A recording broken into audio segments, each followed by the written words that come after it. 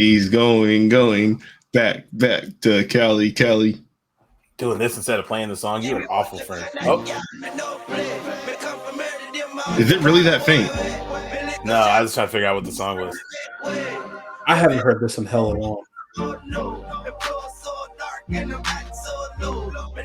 I hope it's not super low and y'all just not telling me though. Episode 65 Unfocused podcast. We back.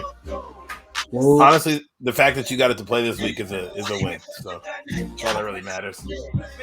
Bro, what made you think of this? I haven't heard this in years. I don't know. It's a good song.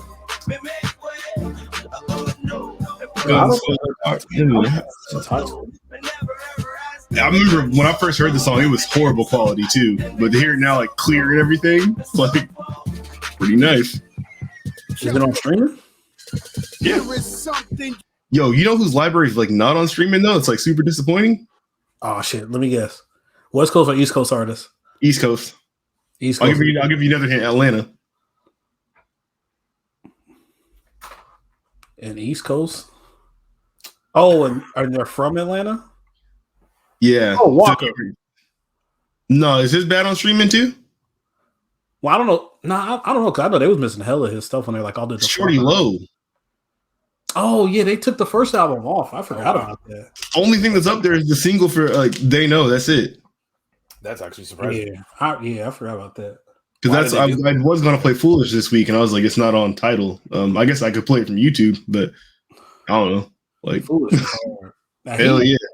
He had some songs on this though. I never listened to anything else besides that first album, but he definitely had some songs. I just know the singles, man. He had some bangers. He had like what 4 straight dope singles or 3 straight? I don't know. And he had some features too.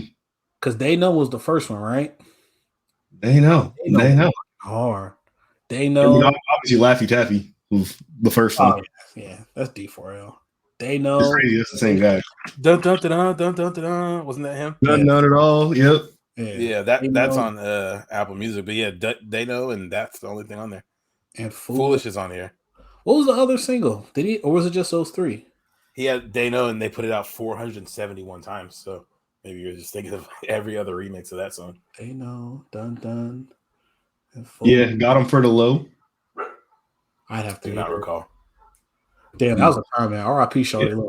I played the Foolish remix this week. I was like, I don't think I like this. I like the normal one. Too many people on the remix. If I die prematurely and you guys don't give me a going home like they gave him. Jim Jones. Was Fat Joe on the remix? No, it says Ludacris, Young Jeezy, Plies, Lil Wayne, Khaled, Birdman, Rick Ross, and Jim Jones. God, that's a lot of niggas. Okay. I love that it was always the same group of people on them remixes. Like the only person that's true. Like Ace Hood. That's the Miami house, like whatever, Miami Khaled house group. Literally everybody but Fat Joe. Yeah, whoever was kicking in Miami that weekend got on there. And look, it says the music video included cameo appearances from Pitbull, Jadakiss, and Ace Hood. So it's not that they weren't on the song. I mean, they were around. They told me in the studio that day. They're like, nah, you don't got a verse for this. Go do something. Like, yeah, I don't think we could put out a 9-minute single, Shorty Love. I'm surprised Jadakiss never put a verse on Pop Bottles. I thought they was going to at least do a remix and he get a verse on there, but what if he should have put a verse out on the verses. I'm sure he has a verse that he did that he just it's not on the song. Oh yeah, I'm sure he does. Cause they sampled him on the damn for the hook. I'm surprised because that was like during like the mixtape era too. So I would for sure thought he would have like at least like freestyle over that on one of those tapes because that was like the drama tape he was still doing. The Champ is Here. That was around that time. Is that the one where he had hair on the cover for the first time? Nah, that was Consignment. He had hair out of nowhere. I remember that. That shit was hard. That pissed me off. That did piss me off. I'm like, nah, come on. And then he was breakdancing like a couple years later. Like, what is this? What's going on? Jadakiss and Styles P both have a great rebrand. Oh shit! Just old. Wow, I'm looking at this cover. That's hilarious. Was I right about the mixtape Consignment? Was it that one? Yeah. I mean, I don't know if it's the first one that he had hair on, but he has hair. Hey, we're all over the place right now, but I got to show y'all this because I just opened my YouTube to get to something for the first topic, and for some reason, this was inside my recommended things. Oh boy, Bree got home and started going crazy on your YouTube. Nope. Oh, fucking Christ. Why is this on recommended? Look how skinny my face is. You do look like a different Hey, Yo. where's Tyrell at? Girl, what's good? What's up, bitch? Oh my god, the mohawk. From the football team. Wait, did you have that? Did you have that? Anyway, Damn, I forgot you had a mohawk. 5-5 this year. Nigga, but we went 6 of our That's Avantage, right? Yeah. We used to be Dude, I on tried to his go by camera recording Vontae's random house shit. today. This motherfucker didn't have right it. here. My man DP. Oh my god, I just spit whiskey in my eyes. Show your face. So we went 5-5 this year. Look at that big ass cup of OJ. Hey, I got the relic when you used to have to wear your house key around your That neck. shit was too gold too. That shit was Sunny D. You know how we do. Just Oh my god, get on dang. bitches Damn, and- Hold on, Pico. grab the camera. Hold up. Hold up, I can grab the camera. What are you playing? Halo? What the hell is y'all playing? Halo, I think. I ain't in the bag. Oh my god, y'all really gang members. Jerseys, dude. They got the soccer jersey. That kind of ain't all that cool. Man, me and Tyrell are suing you. When he had Ebony. Oh, Lord. We put a cease and desist on there. Grab the helmet. Go ahead. Just play football and get on the hose, man. You got people out here. We I just thought like to somebody play shooting a football gun and off. get on Oh, hose. hey, really? Work Hey, out look your it off. kind of chill today. Bruh. Hey, do you guys still have your half of your helmet? No, I never got one. You know, that B gang. Really? Feel me? It was the wrong year, yeah. Red Sox. No, they did that the year before your class too, though, didn't they? No, I have no idea where that thing is in. I know Tyrell knows. Tyrell, do you remember that? Do I remember if they did it my freshman year? I don't They did it remember. with Show them the false They No, did they it didn't do with that with your my class. No. one more time, the false helmet. Oh, they really cut our helmets in half. Half of it. Yeah, man. We made it just as close to state as them niggas. Oh, we want to see what else Jamal got going on in here, man. Jesus Christ. This is what a rabbit hole to fall down. He streamed Tomb Raider. Hold on. Yep. This nigga's on my YouTube channel. Oh yeah, Where's that jersey review, bro? I don't even remember. I might delete that shit, honestly. Or I might Oh, gotta take it out, honestly. Because I feel like I won't delete it. Jamal and Blake boxing got 200 views. yeah. I don't know why. All right, there's nothing else to look here. Okay. Ooh. If you're watching the video and want to see me and Jamal when we were 15, 16 years old, They cut go watch the they video. really cut our helmets in half. Like, here, you know what? We should give these guys. I wonder what they did with the other half. Put it on somebody else's. That's definitely what they did, huh? Yeah, because they took like the shitty helmets and cut them in half. It wasn't like good ones. Tyrell, I'm I on feel- your channel. You have a scheduled Madden stream for what is this, September 10th, 2019 that you still haven't done? That sounds like when I was in one of them leagues where we like were forced to stream our games, and I must have like just not. Oh, ended that's up because playing it or niggas used something to like be cheated. that. Niggas did used to cheat. I remember when me and Jamal were in that 32-man league, they were like, "You got to stream every game, even if it's against a computer." Dude. Oh my god. Dude, I remember one of those leagues. Nigga, I went like 3-13. I think it the was best that. I ever went in one of those was like won like 6 games one year, maybe like 6 and 10. Yeah. I remember winning like 8 games. I won my last game of the season on a block kick return for a touchdown with TJ Ward. He's one of my favorite players in the league after that. Dog. TJ Ward. All right. Remember he blamed He blamed cancer for COVID. he blamed Ron Rivera for having cancer. Like, yo, just because you don't want us to get the vaccine, maybe you got cancer because of what you did back in the day. I was like, wait, what? He said, "Oh It no, was something crazy like that. he's still in the league." No, Hell no, that was his last stop. That was his last straw and his last stop. dog. It was hella random. It's a bold move. Ron Blame someone for their cancer. Rivera was like, yeah, I've had cancer, so I prefer my players get vaccinated. This thing like, you got cancer because you did stuff back in the day. Although there's absolutely things you can do to heighten your chances of getting it, you still don't say things like that. Dog, it was out of nowhere too. That's why it was so crazy. But Yeah. Shout out to TJ Ward, Super Bowl champion. Tune into the podcast, TJ Ward. Hey man, You at home. Oregon legend. Mm-hmm. All right. How's y'all everybody's week's been, man? Unremarkable, to say the least.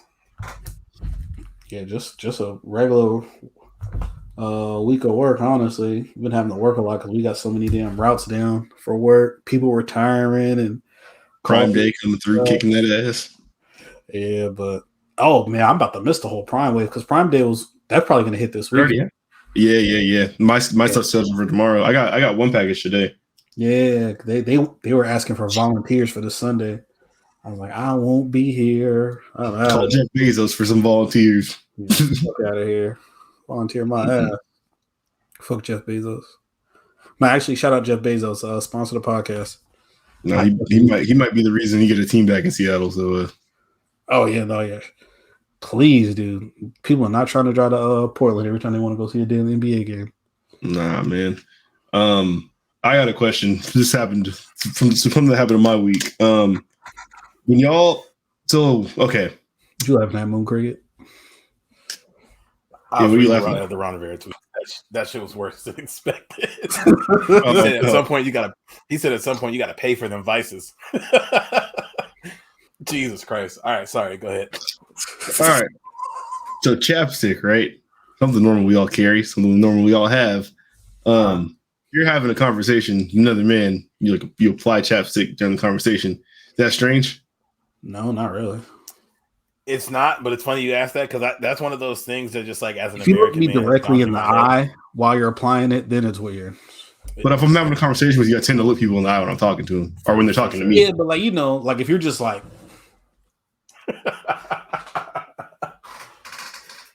hey, come on, dog. I did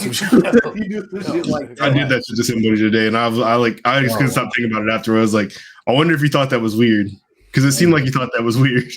Hey, you think you're trying to fuck? Like he paused this conversation when I took it out and started to put it on. I've thought that every time I have to put on chapstick mid convo, and I'll usually do the thing where I'm like looking away while you're still talking. But I feel like if you start doing something while I'm talking, I'm probably gonna be like, "What are you doing?" Oh, okay, you're putting chapstick on. So I probably would hesitate for a second. But no, I don't think it's weird, but it's definitely something that crosses my mind, and I can definitely see why you're like, "Damn, you think I got ulterior motives by moistening my lips mid convo?" Nah, man. Like I was. if I lick my lips while you're talking to me, and it's not like in a creepy way, you're not be like, "Did this nigga just lick his lips? Like, what's going on?" It's not. Yeah, no. It's, okay, it's just me, not me. It's funny how American culture has like made us just have to like ayo everything in our head. Like is it American culture or is it just our culture? No, man. I think it's American culture. Might just be men in America or something. I don't know. But there's like shit that's like, okay, so I saw these pictures today actually of I don't know if you guys have been seeing the news going on in Sri Lanka. Like they like took over the prime minister's house, like they revolted and kicked him out of.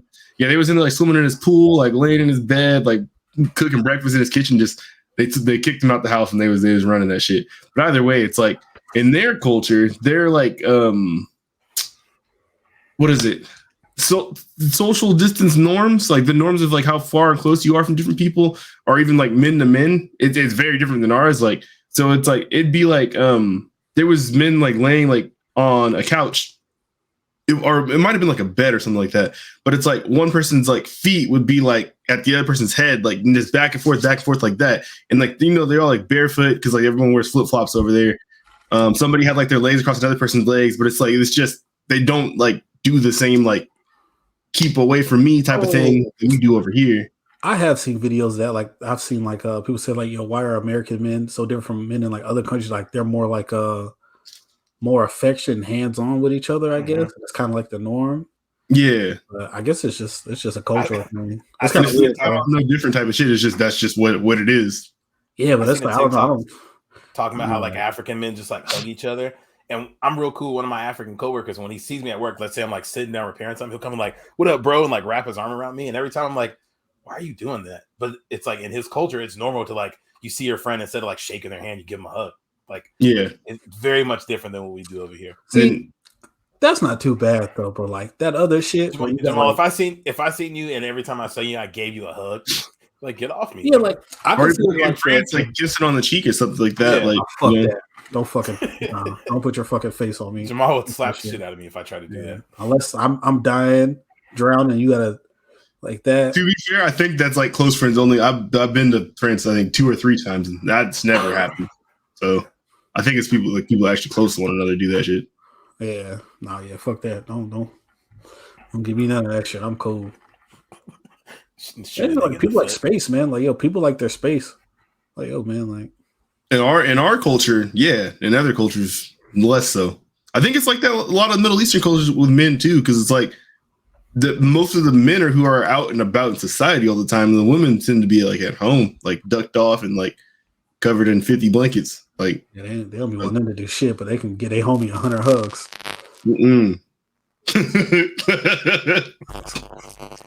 They just tripping them all. Yeah. I'm just saying, man. Oh, your microphone. You makes the funny if your microphone's tripping. Nah, Hold on. I wonder if we turn off his echo cancellation. Nope, didn't matter.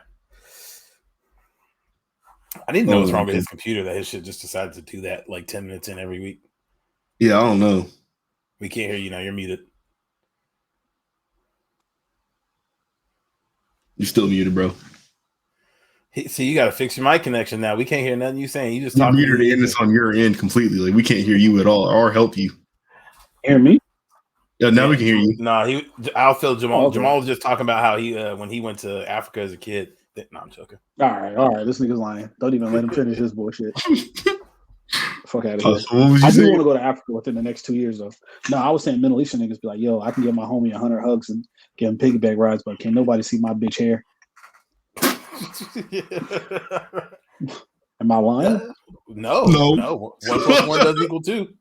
Yo, you know what's hilarious? Good. This is super funny. There was a woman at my job, and she used to wear like the hijab and everything, whatever. And I thought it was like super odd because I was like, yo, why is this white woman wearing a hijab? Because I just thought it was like super weird. But then like You realize everybody can be Muslim. I was like, huh? But then like I seen like her husband, and she's married, so she got an African husband. I'm like, oh, makes sense. Yeah. She can't like talk to nobody. I remember like we used to like go to the little Mexican restaurant like across from our job, whatever, after we used to go get drinks and stuff. And I remember like one of our coworkers said, hey, such and such, I almost used their name. Hey, you want to go with us after we go there and get a drink, whatever, just hang out after there? She's like, no, I'm just gonna go home and hang out with my family. Like, damn, bitch, all right, well, fuck you then. Because you got 20, just because you got 17 minutes to be home before you get fucking suplexed. But it is what it is. Domestic violence is bad, though. Let me clarify that. Yo, hitting your partner is not good. Even though I made a joke, it was not appropriate. I be feeling a way though, because like they're if I tend to walk past somebody who doesn't know who they are, like I try to acknowledge them, like say hi, or like hey, good morning, or whatever. It's that time of day. And like there be some of like women who are that's their culture, their religion, or whatever. They like work at the grocery store here or whatever, and I already know because of where we are, people are gonna be looking at them crazy. Period. And like it'll be like they have like the get up on. I think it's a burqa, right, where it's like only your eyes are out. It's like that type of shit, and it's like I know people are looking at you crazy, and maybe someone that's bold about it is gonna say something crazy to you too. So it's like the least I can do is acknowledge you as a human and say like good morning or whatever the right salutation is for that moment. But at the same time, it's like me, like a man, like maybe I shouldn't say anything to her at all because that might be. You could get her fucking triple suplex, nigga. That might be bad for her. Like maybe like she doesn't want me to say anything to her at all either. So like, don't work in public. The fuck, go be a janitor or something. Right or no? She was like stocking the shelf, so it's like the closest thing to that. That's not actually. No, it's not. Hey, you can't be around people and expect everybody to not just talk to you. I was there in the early bird hours as well. Okay. And you know what's even funnier? Like she stopped wearing the hijab like out of nowhere, but she's straight. That's not a guarantee. That's what we all imagine. That's what we hope. But that's not. No, like she dead ass is. He's talking about the lady he worked with. He's talking about the lady he worked with. I'm not talking about like heterosexual. Blake, he's talking about the lady he worked with. Stop. Oh, you're talking about one specific person. Yeah. Okay, like, yeah. I thought you were saying like they're all Hershey Kisses under there, man. It's just, like no, it's like that's not how that works. They're humans, like so. No. There's some hits and some misses. So yes. No, she's straight. All right. Speaking of shit that was hidden from human eyes for a long period of time, did y'all see the pictures from the James Webb telescope this week? I did. And that is how you do a segue, my brothers. A great segue. I did. Hey, that shit was crazy as fuck. Shit is insane, right? Like we have this technology now that allows us to peer billions of years back into the past and sort of get a picture at the universe's creation and shit. Like, right? So I don't know if nobody saw those. I mean, I can pull them up on the video here. You think it's worth it? Should I do it? You should, but I don't. It won't be as good quality as if you pull it up on your own. Shit, show me. Let's get my reactions. If you live on Earth, you need to see these pictures. I feel like it's very important. That make Do this. y'all think there's other forms of life out there in space? Yes, We're gonna get to that. I feel like there has to be.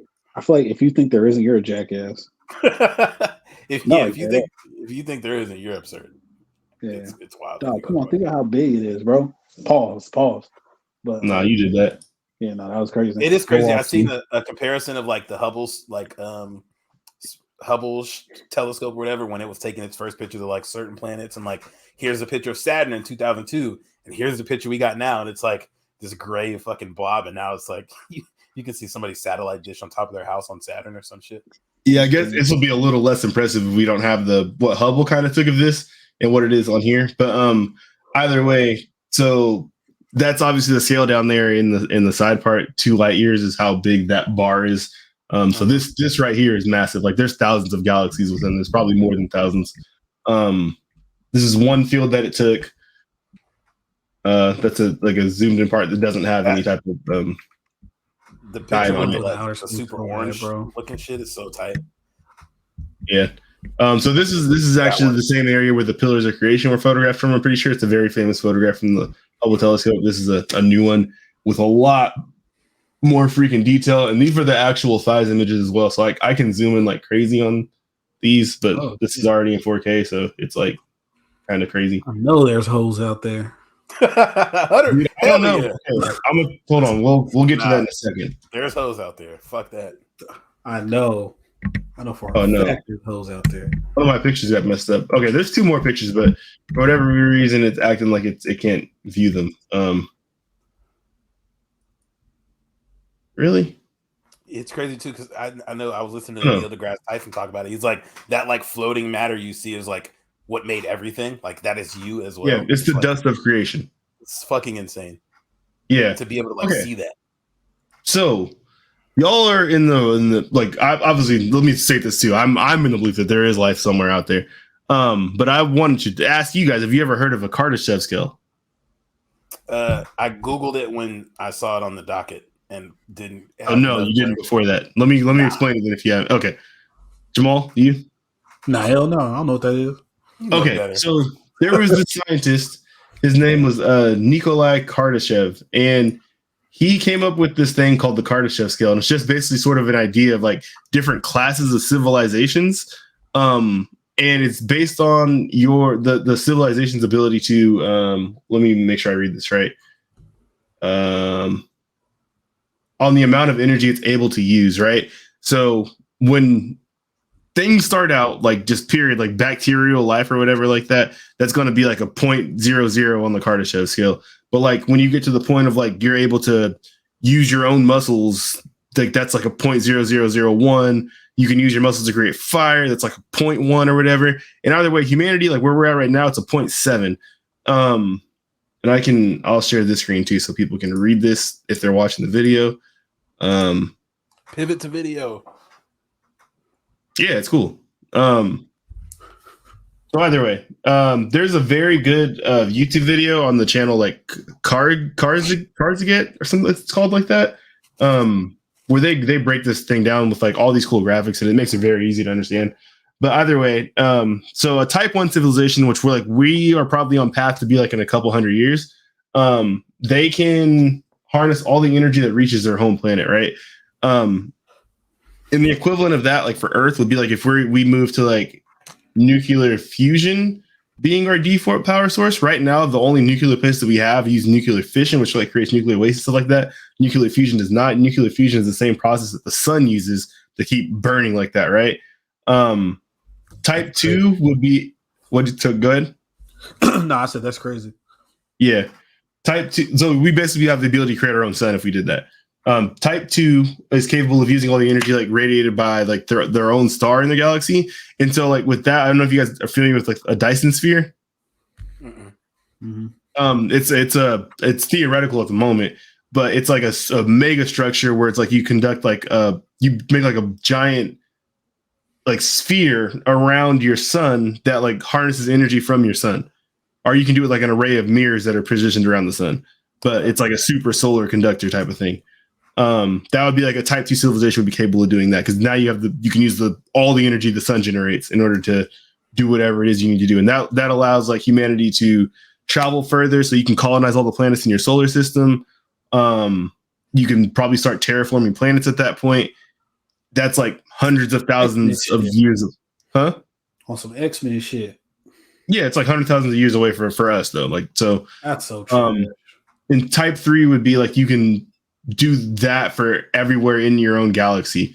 So you can harness everything in your galaxy. It means you can, like, every single planet in your galaxy, you're capable of like extracting power from those. All the stars in your galaxy, you have a system in order to pull power from those.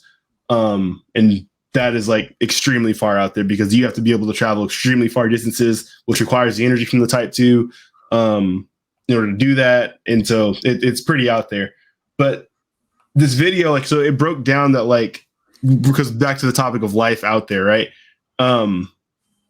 If it's saying basically that if there is life out there, they're probably at most a type 2, but most likely a high type 1, because we would have seen something left over from them if they were within the Milky Way at least. So they could be outside the Milky Way, but if they were of the advancement level that they could like harness like the power of a star, that would show up in pictures that we saw of stars. It would be like an abnormal structure that didn't match anything else, but we haven't seen anything like that in the observable distance that we can see.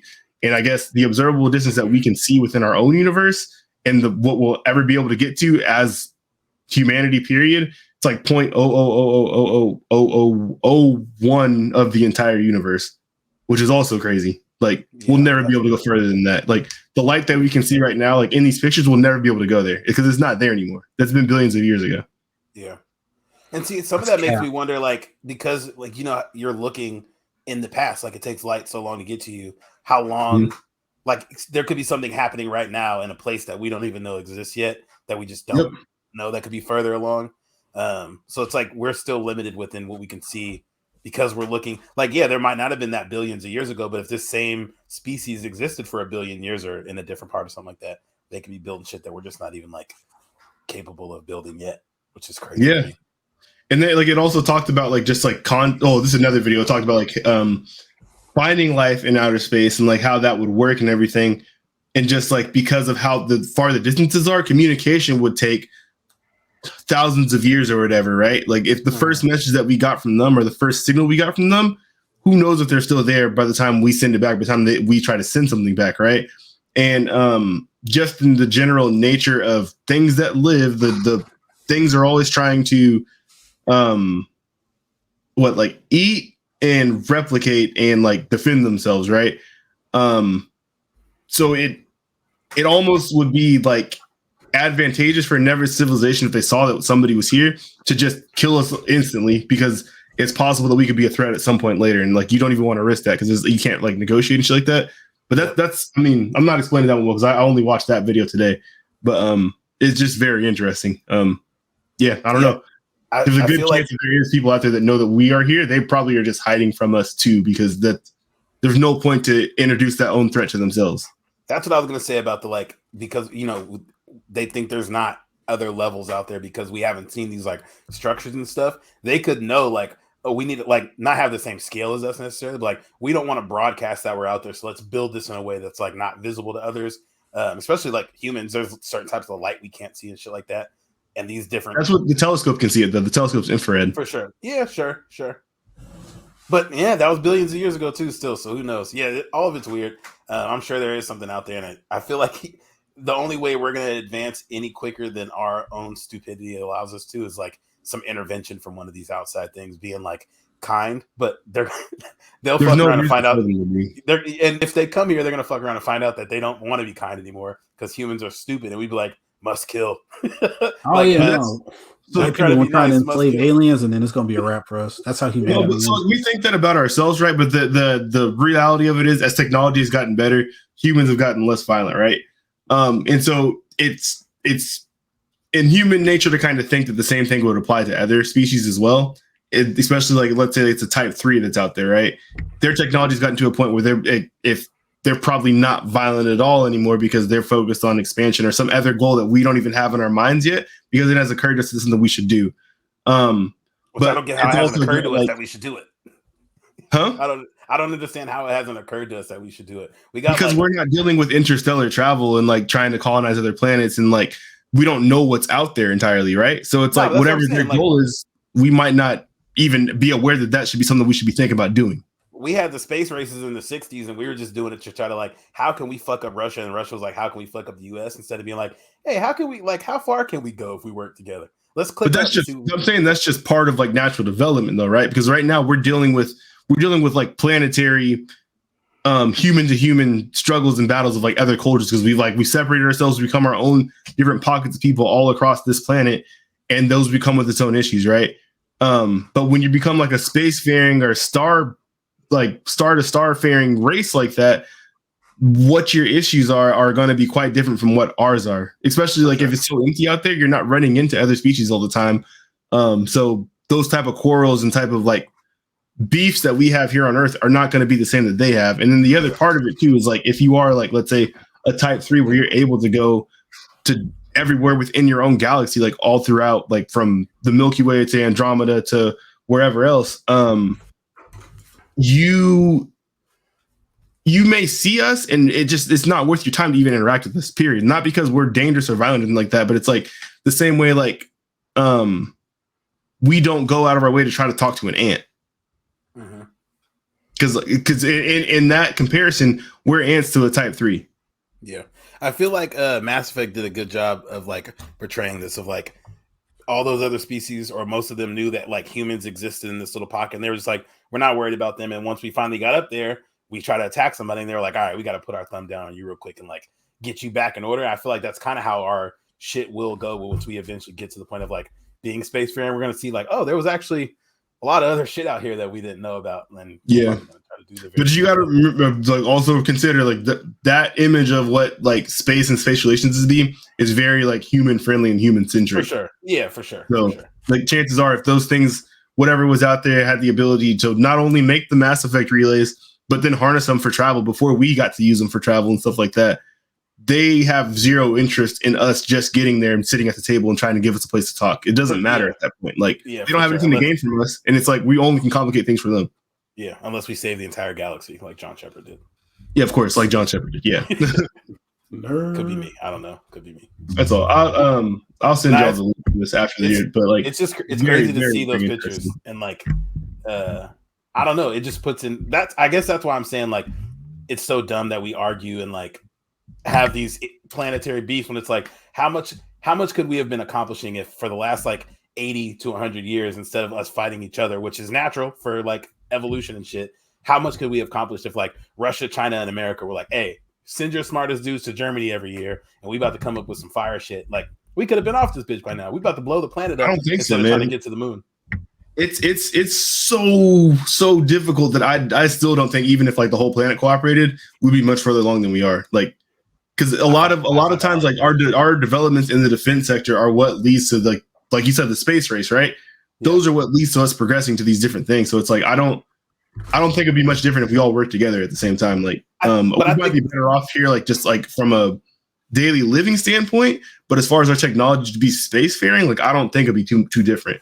I think it's definitely a good point of like war is kind of what makes us have these advancements in medicine and in like planetary travel and shit like that, or just travel in general. But I feel like it's because we need all of our smart people to be working on a way to like kill these other people. So it's like we have the brain power there. We're just using it for the wrong shit, I feel like. And the budgets can like our military spending these billions and billions and billions of dollars every year on the military to like, hey, how do we fuck up these guys, or how do we like defend ourselves? And if we took all of our smartest people and pumped all that money, like come up with some shit. And obviously not as like generals, just like come up with stuff. But like, hey, our goal is now to get to Mars. Can you guys all figure it out? We're going to give you an unlimited budget. I feel like they could get further along than if it's like, okay, figure out how to make our jets invisible and silent. Like, I feel like we worried about the wrong things. If we worried about the right things, we could be make our jets. We can get to Mars though. That's not the complication. It's like the matter of like keeping people alive on the way there, and like what the hell? Why would we go there in the first place? Like that's the two things. Well, that's what I'm saying. Yeah, okay, now we know how to get there, and we've learned how to get there, but like we haven't done any other work to like figure out how to make it sustainable to be there. And if we were spending all of our resources on that versus the other shit, we might be further along in that. I hear what you're saying. I hear I think I hear with the large picture what you're saying. Like everybody working together gets us further in development, but it's like I'm not trying to shit on that. It's just the point that you're bringing up about like what we would do with that is like moot because like Mars at this point is nobody's looking to go to Mars to live to Mars. Like it's pointless. They have zero atmosphere, no water. It's brutally cold. They don't have the right amount of gravity on there to be healthy for us. Like there's a ton of fucking issues with like that planet in order to get it even remotely livable. That it's more important to probably focus here on trying to make this one like our life here more sustainable. Like getting to live on Mars is like just. I was using Mars as like just the general example, like not saying like we need to be living on Mars, but that could be a jump off point of like, okay, we got here, now that lets us refuel, hop the fuck up out of there. But yeah, we worried about, and it don't seem like we worried about any of the right things either way, because we're not really even focusing on how to stop fucking up our own shit. We just I mean, we got the answers. It's just a matter of doing them, and nobody seems to want to. So then that's not unique to the U.S. That's period. Like developing civilizations like China or India in the last half of century, like their main energy source has been coal. And even though everybody knew coal was fucking bad, it's because it was so cheap. So they're not really caring about what's doing the rest of the planet. They're seeing their people get to a better place than they've ever been before. So it's like, fuck everybody else. We're trying to get to the table and coal's how we're going to do it. So until like, I guess people kind of, that's not going to stop. Like if you have a way to feed your family and hurt somebody else that you will never see, and you might not be here for it, you're going to pick that option. So yeah, for sure. That's just kind of the nature of things. I thought your chain was an NY. I know who's your shirt at, bro. Like, that's a random ass like pendant for you to have. Why'd you put the glasses on, bro? It was just right here in front of my computer. Are you high? Nah. Niggas going to LA and started doing coke in preparation. What time's your flight? 6:40 a.m. Yes, sir. Can't even get no Ivers, bro. Damn. I'm out there early. What you eating the first time you touch down? You going straight to Roscoe's? Or wake up? I don't even think of that. Nah, I don't know what I'm honestly. Probably I'm just be out there, man. No, I don't know what I want to eat though. Hopefully, I'm letting Butter just show me around. I'm gonna need you to show a bit more initiative, bro. What? Maybe you don't want to for you everywhere. Maybe like he wants you to say what you want to do because like he lives there, so you know. Dog, show me where all the good shit is. I think he knows Jamal enough to know that that's not how this is gonna work. I don't care, man. I want to see. I want better for my guy. I want him to have an itinerary touchdown. He's 46. My back is cracked. No, I honestly don't know. I know I am trying to be in like the area of the where all the All-Star shit is. So I want to see what's going down over there. Since you, when are you gonna finally put them doors somewhere, man? I have no idea. Oh shit, I can't even hold up. I hate your guts. Just buy doors and have them sitting there. It's crazy. What you talking about me? I'm trying to get a home run there. I wonder how much somebody will sell those tickets for. A lot. You might have. I think they have like Florida, like how that's outside the Staples Center. They got like a hangout area. I think they got something like that at Dodger Stadium. Probably go out there and just kick it. I'm sure like the All-Star show will have something set up out there. You go out there and kick it. Yeah, I'm trying to fuck with that. Well, the MLB All-Star Weekend in Seattle next year, isn't it? Is it next year? I think so. Hey, we got a young killer in the home run derby though. J-Rod, baby. Is he nice like that? I told y'all before the season kicked off, it was the J-Rod era. I said it. And it is. Yeah, that man's on the tear. I think he's won AL Rookie of the Month twice. You can get tickets to the home run derby right now for like $130. That's not bad. Yeah. And the good, I mean, you know what? The home run derby, a bad seat is a good seat. Yeah, you don't need to see nothing but the nigga hit the ball far. Yep, and they're trying to smoke that shit, so you never know. That might be you. And they're not even really bad seat. I'm gonna put it up to the camera. You sitting like by the foul post, which is kind of where some of them balls go. Yeah, I was gonna say Dodger Stadium outfield seats. They don't got like tall ass bleachers out there. I don't think. Nah, yeah, it's all around home plate. Yeah, you sitting by the foul post for $130. By the foul post, yeah, you really might tuck something. I don't know. Yeah, you catch right field, dive and catch in the stands. Right field, catch a Juan Soto left-handed bomb. You never know. It would be kind of tough. I have to see what's up. So I'm guessing the actual game is Sunday, right? I think so. Probably, yeah. I think it's. So Sunday. do they have any other All-Star events they do for MLB? Or they do a celebrity softball game. They have the home run derby, and I think that's it. pitching contest. Who can throw No, because they're not going to have those guys just use their arms like that. Yeah, throw cool behind the back stuff. I don't know. There's probably like dinners and all types of other fundraiser type of shits, but I think the home run derby and the actual game and the celebrity game are like three things that are open to everybody. This year they're doing like this thing. It's called Home Run Derby X though. It's already started, but it's like in different cities they had to have like just regular people like doing home run derbies like all over the world, and it's urban themed. Oh, what do you mean urban themed? You know what I mean? Not Urban Outfitters, Urban Us. Hey, there's some decent names in the Celebrity All-Star game. They're not going to put Bubs in the All-Star game. Why wouldn't they? Nigga said there's some decent names in this. This nigga said there's some decent names in this All-Star game. I'd hope so. I'm sorry. I'm talking about for the celebrity game. The celebrity. Oh, okay. All right. Yeah, that's my favorite event of NBA All-Star Weekend. They got Quavo, Bad Bunny. They got Shang-Chi. Oh my god, dude! Favorite. How many All-Star games is Quavo gonna play in, dog? He gotta relax. Every single one of them. Coyle Ray and her little kids will be out there. Who's she? J.K. Simmons. Yeah, Coyle Ray will be out there. Okay. J.K. Simmons. Jerry Lorenzo, the Fear of God guy. Hold on. Action Bronson. Okay. CC Sabathia. No game, unfortunately. I don't think he's invited to any games. Guillermo from the short dude from Jimmy Kimmel is going to be out there. Deezus and Mero. The Miz. Okay. Is it just me or should the game's album have been out by now? But for this press run that he was on, you would think it was coming out, and especially with the way every Friday I think I'm gonna see it in the new. It's not there. I feel like you're the only person to talk about it. But he's been on this press run for like a month and a half. Yeah, he's went to like every pro like. Hey, the last album? Was it Born to Rap last year? I don't think it was last year. I don't know. I missed the playoff the other day, and I was like, no. You can get into the Celebrity All-Star game for under $20. It's not good seats, but you can get decent seats for like $60. You can go to the whole All-Star weekend for $200. Parlay though. You just got to get in to set up the next thing.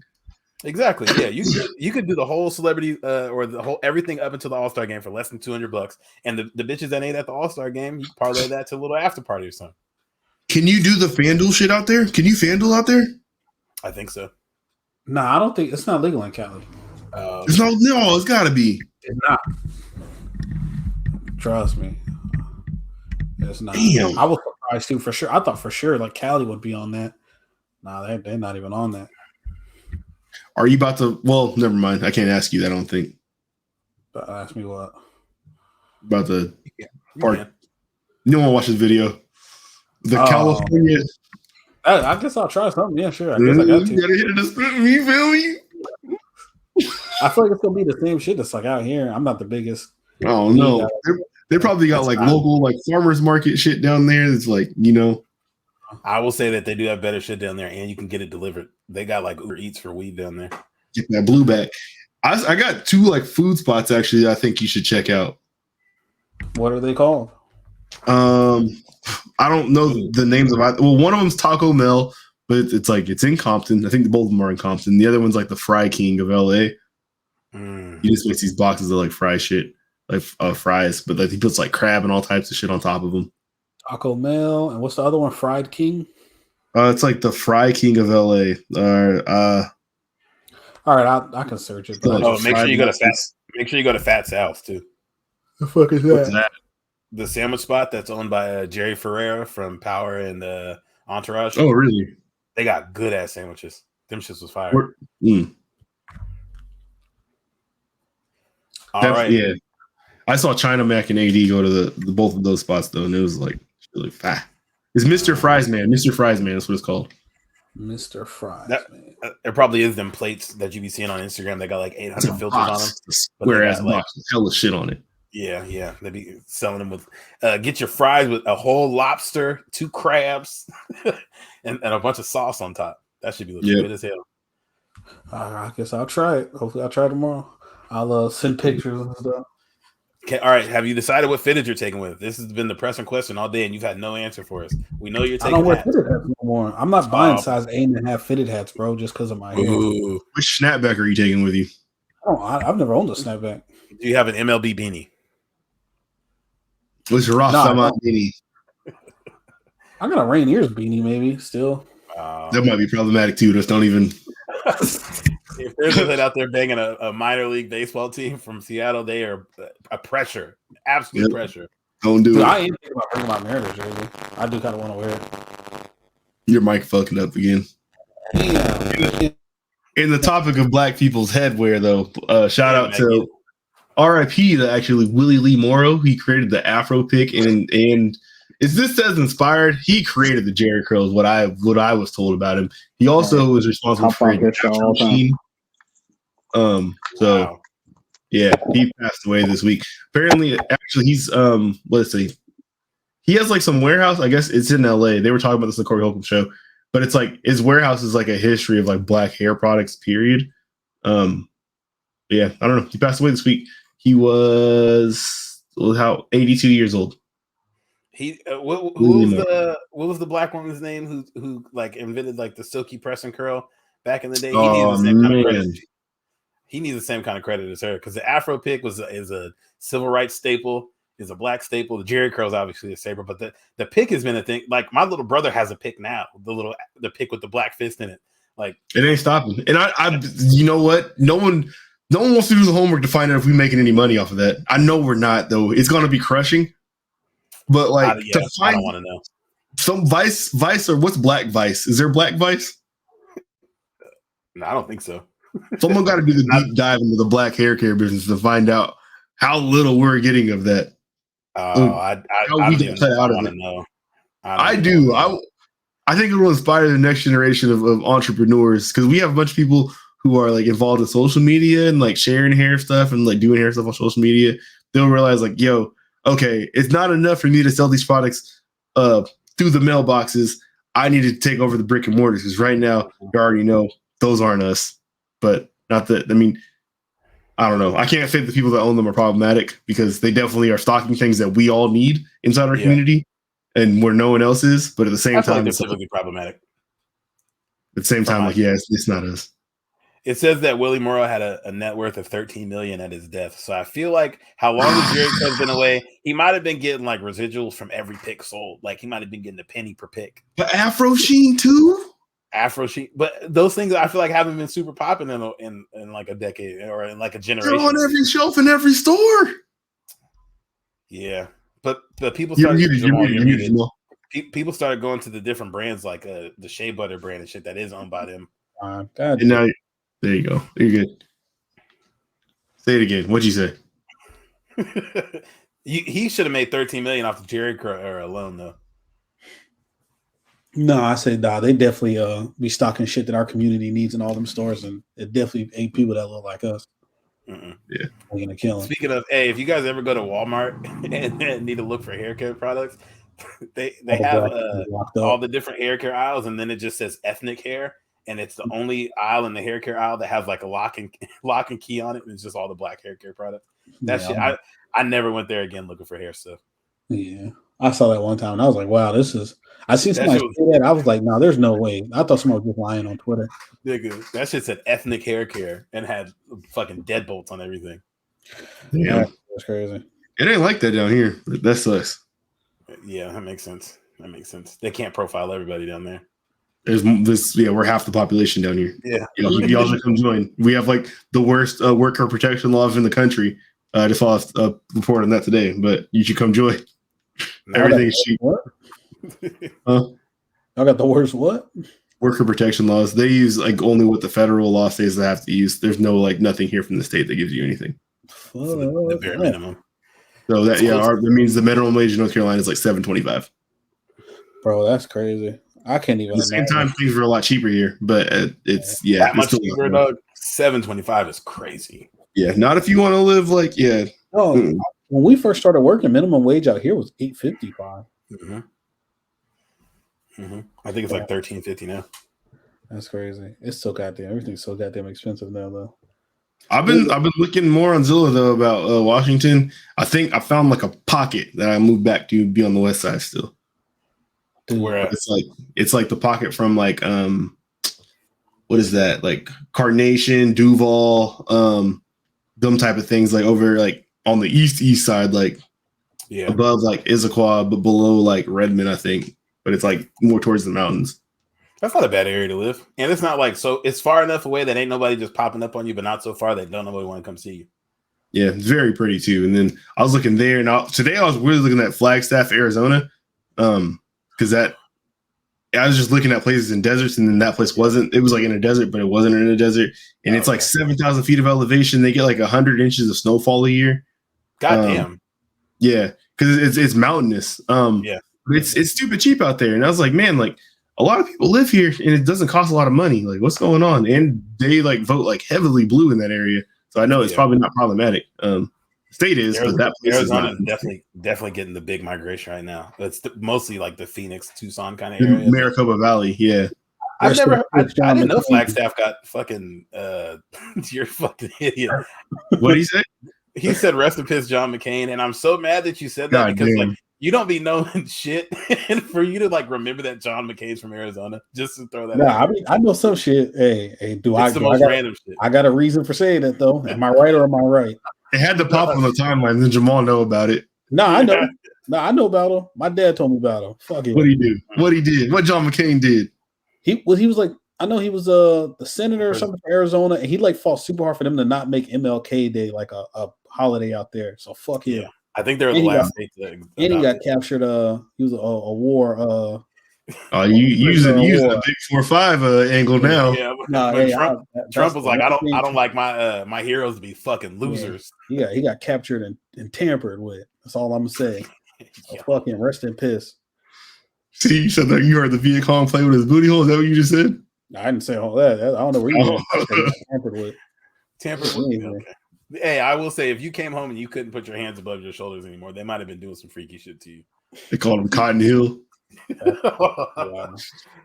Yeah, he's definitely making smoothies for worms right now. Hey, speaking of things that Jamal may have heard about, what did Doja Cat do this week? What happened? What did she do? Oh fuck! I seen something on Monday. It was something that was like people were overblowing it. I don't remember. With her and Stranger Things. I don't know. Oh, she like DM'd one of the kids from Stranger Things, I think, asking for another person's number or something like that from the show. And he like 19 or 20. posted it or something. Yeah, and then she said he was scum or some shit like that for like the Will, the first kid that got kidnapped season 1. She's like she called him like a stupid bitch because she was asking for the info of somebody else from the show. She was like, yeah, Eddie. Yeah, and she was like, "Oh, you're fucking weirdo. You're a scum." Wow, that's okay. So now I can fill in what I know. Somebody was saying, like, this is all in comments that I saw on Reddit, that if obviously like, you can just search for his Instagram, the actor is Instagram, and find him. But they were saying like if the Instagram wasn't showing up for her, that means that he blocked her.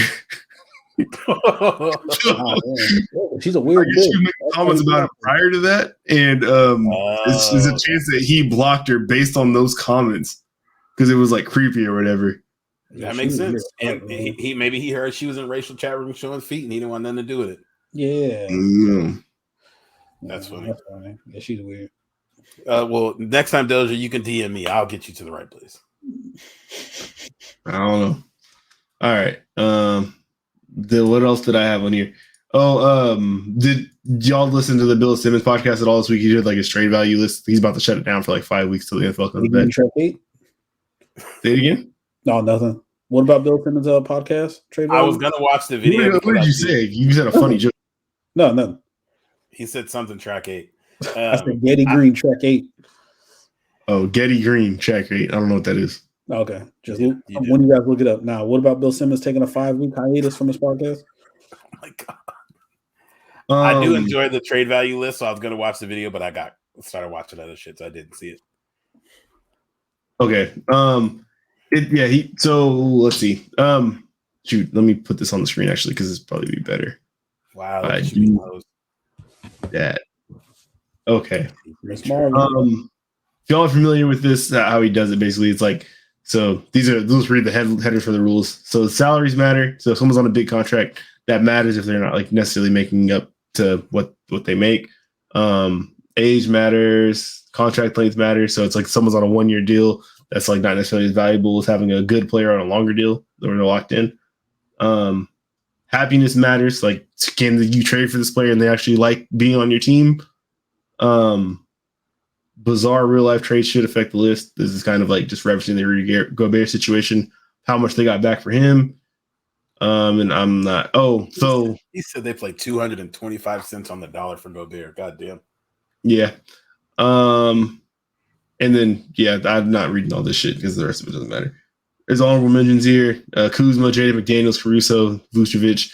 So I'm just gonna slowly scroll down this, and y'all can like point shit out. But I just want to say it's absurd to me. Julius Randle is not on this list anywhere. He didn't make the honorable mentions. He didn't make the rest of the 64 people. Honestly, he might have just forgot about him, which is funny. But there's a chance, but he put fucking Herb Jones on here. Yeah, I feel like he's not a trade target for most people. Like, I feel like he's kind of entrenched with the Knicks right now, and you're gonna have to give up. I mean, I guess you should put him on the list in this case. Like, you're gonna end up giving more than your. I think how the Knicks would value him, you're gonna give up more than he's probably worth to your team. He's only making like 26 million or something like that, and he's like 24, 10, and 5 or something. Like that's come on. So why would the Knicks give him up though? Like, do you think the Knicks are like thinking about trading him? It sounds like you got to think about building around him. No, it just so happens we have a ton of first round draft picks, so we don't have to give him up if we don't want to. We have him having upside. He has RJ on here, so I doubt he forgot about him. I probably think he's just thinking like there's probably no, unless it's for KD. Like you'll see though, we'll keep going down in here. Upside gang, RJ there, Ginobili's playoff guys. Josh Giddey, I can't see him getting traded. The Ginobili guys. Tyler Hero's got the weirdest trade market in the league for me right now. Like. Because I feel like from team to team, I think Zach Lowe mentioned it. Like, if you ask some people, it's like, oh, yeah, he'll probably be an all-star for the next 4 years. And if you ask others, it's like Lou Williams at best. Like, I have no idea. On the right team, he probably is a great fit, but he's probably going to want to get paid more than he's actually worth. Probably going to want to get a role than he's actually worth. If he goes to Utah, he ain't about to be happy at all. No. Well, yeah. If he goes from Miami to Utah, he's going to lose his mind. I think he might be good in any weather out there. We might be okay. I get what you're saying though. Yeah. Wait, Shea Gilgeous-Alexander, Jaden Ivey, and DeJounte Murray are all in the Westbrook category. That's interesting. I get Brad Beal in there, but big regular season numbers. Yeah, SGA's been on like dog shit teams. I feel like obviously we can't say because he hasn't been on a team that's been in the playoffs. And he gets paid a lot of money. I think he's on a max, but Jaden Ivey hasn't played a game. I think that's what he projects to be is within that group, probably. So that's what they're looking at. I don't know. I see Westbrook and immediately think dog shit contract first off. So that's in the way that I guess they also said this at some point that like let's say it's Bradley Beal, right? If the Portland Trailblazers call and say like, hey, we want to trade you Damian Lillard for Bradley Beal straight up, the Wizards are going to be like, yeah, why not? But if the Wizards call the Trailblazers and say, hey, we want to trade you Bradley Beal for Damian Lillard, they're going to be like, hell no. But it's like if someone's below you, then it's like, like you can't get team that's giving up the below player is not going to want to do that. Just think about it that way. Yeah. Jamal Murray. I feel like Jamal Murray should be like probably more up this direction, but whatever. Damn, he didn't play at all last year, huh? Jamal Murray being hurt, I feel like is getting him to that category of being underrated. Like he hasn't played since the bubble, has he? No, because he tore his ACL at the end of the bubble, I think. Like the last game of them in the bubble. Mm-hmm. So him not playing in that whole time. It can't be because that's 2 years ago. He didn't play at all this last season. So. I know he didn't play last season, but he must have gotten hurt the year before that. He got hurt, I think, in those before the playoffs the year before. Because when Jokic got bounced, they were like, they got all into the playoffs and didn't have. Oh, he's one of the sneaky Canadians. Oh, yeah. No, yeah, that's the bubble right here. No, because 21. Oh, is this the bubble? 21, 22, he didn't play at all. So he tore it again. Yeah, he must have. I do remember him getting hurt towards the end of the previous season, though, for sure. He hurt in the playoffs? No, he didn't. Yeah, he's tore it in the regular season. Damn. All right. That's crazy. But yeah, like whenever he's played and healthy, obviously that's a lot of basketball minutes, but he plays and healthy. That boy is a fucking problem. Absolutely. And, LaMelo Ball. This must have came out before Donovan Mitchell was greenlit to be traded, since he's in the sorry he's worth more than us than you category. It probably just means you're going to give up an arm and a leg, which it appears is the price. I think I saw one we sent It was 6 first-round picks. So it wasn't 7. I don't know why it showed 7 on ESPN. It was 6. At this point, because when I was listening to people break down all the picks you guys have, it's definitely not as bad anymore. No, like not all your picks. You guys got a lot of different teams. Yeah, and protection picks from other people's teams, but teams want those still. And if you can keep quick, I don't know if it had you guys keeping quickly, but if you kept quickly, or if you kept Randall and Barrett either way, like I feel like Donovan Mitchell, that's great. Randall, Barrett, Brunson, and Donovan Mitchell and Mitchell Robinson. That's a hold on now, lock in. You can figure a lot of things out around that. Also, Isaiah Hartenstein. Let me tell y'all, the same guy who was right about Jokic on the NBA subreddit, who was like gassing Jokic before Jokic did anything. People were calling him crazy, downvoting him, saying all types of crazy shit to him. He's been on the same thing with Isaiah Hartenstein. Wait, like Clippers, Rockets, Isaiah Hartenstein? Yes. Oh, okay, interesting. So, I guess. So this is obviously not really reflective of much, but like of players who shot at least 30 3-pointers last year, he had the highest 3-point percentage in the league. Sure. 30 is extremely low, but I feel like he's been on like a billion teams. Let me see. Just watch out, bro. The advanced metrics for him, the per 36 is crazy, bro. Tell me. Zach LaVine. He's been on 4 teams. Yeah, I don't see that happen. Wait, can you go back up to the too young? Stop calling us. Let me see who I disagree with. Jabari Smith Jr. He just got drafted. Nah, I like everybody in this category. That makes sense. Are y'all? What's Summer League do for you with Chet? There's highs and lows.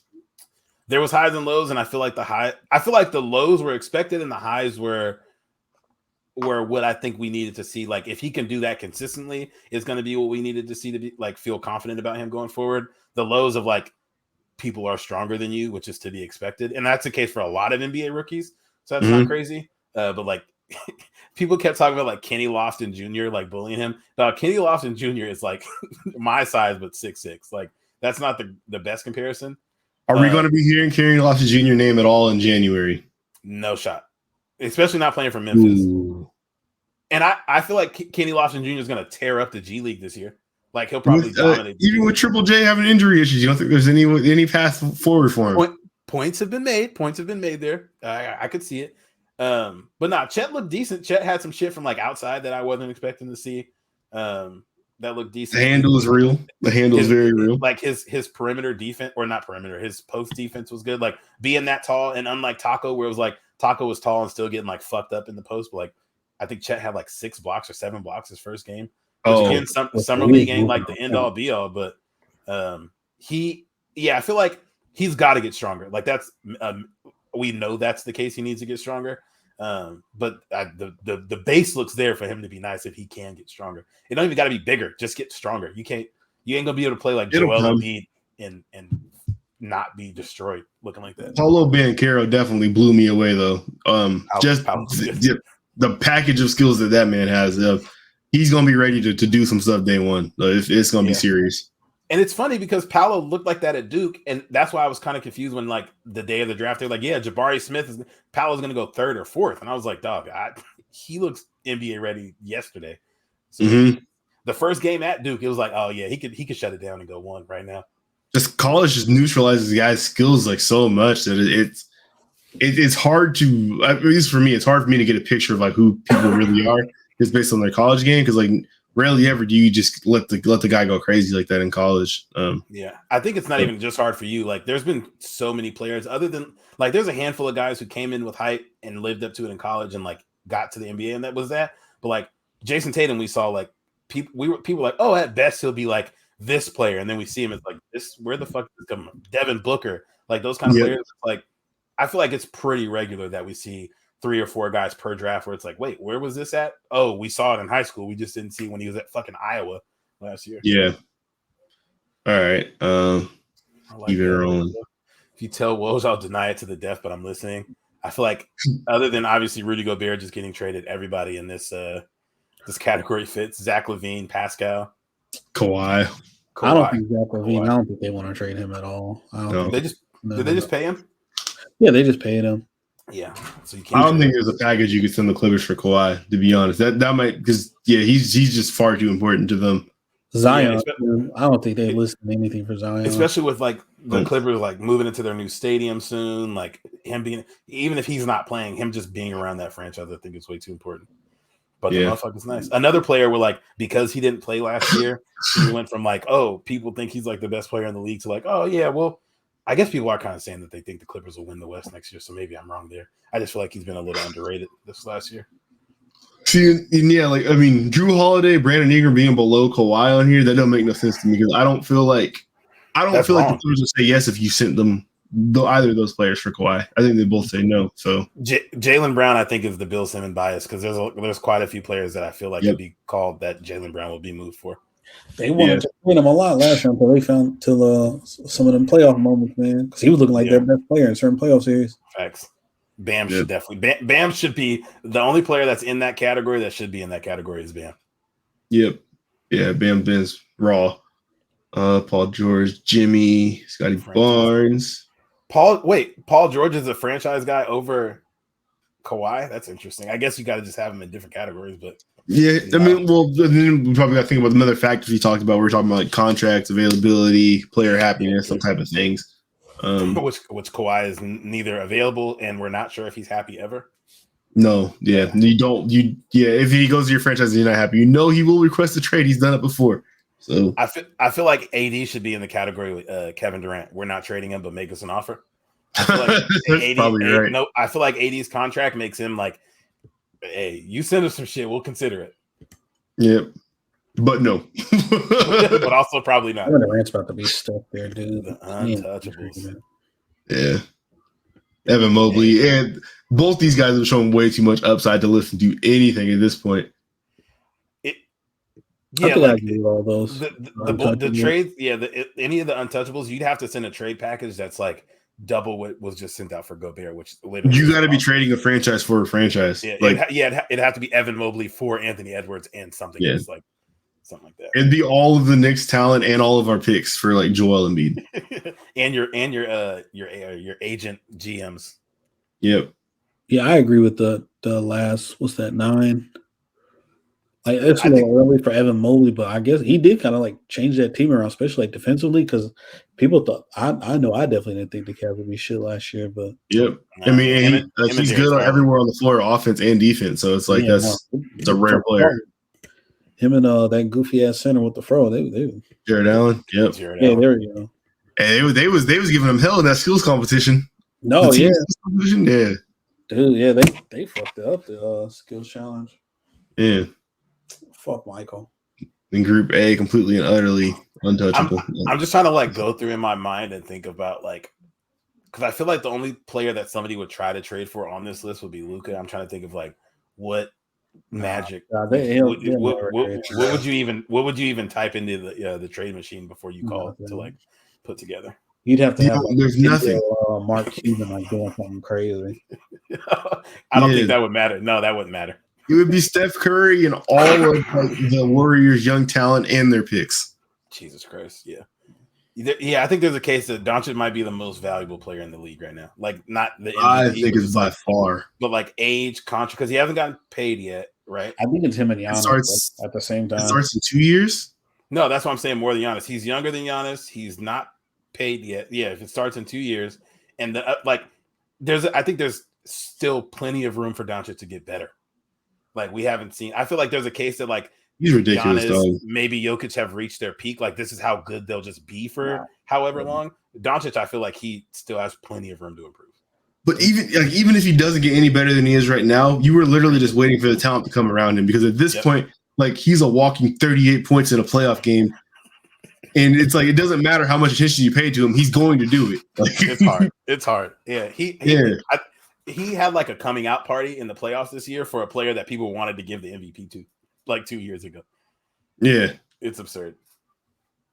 That's crazy. That's got to be one of the best prospects to ever come into the league, dude. Like it's absolutely stupid how good he is. It is. And it's so funny how like people who like it's their job to be right about these things were wrong about these things. Like they've drafted Marvin Bagley over him. Fam. They drafted fucking Marvin. Because like Vlade is like from the same place as him. The coach, he doesn't fuck with his dad. Like that came out.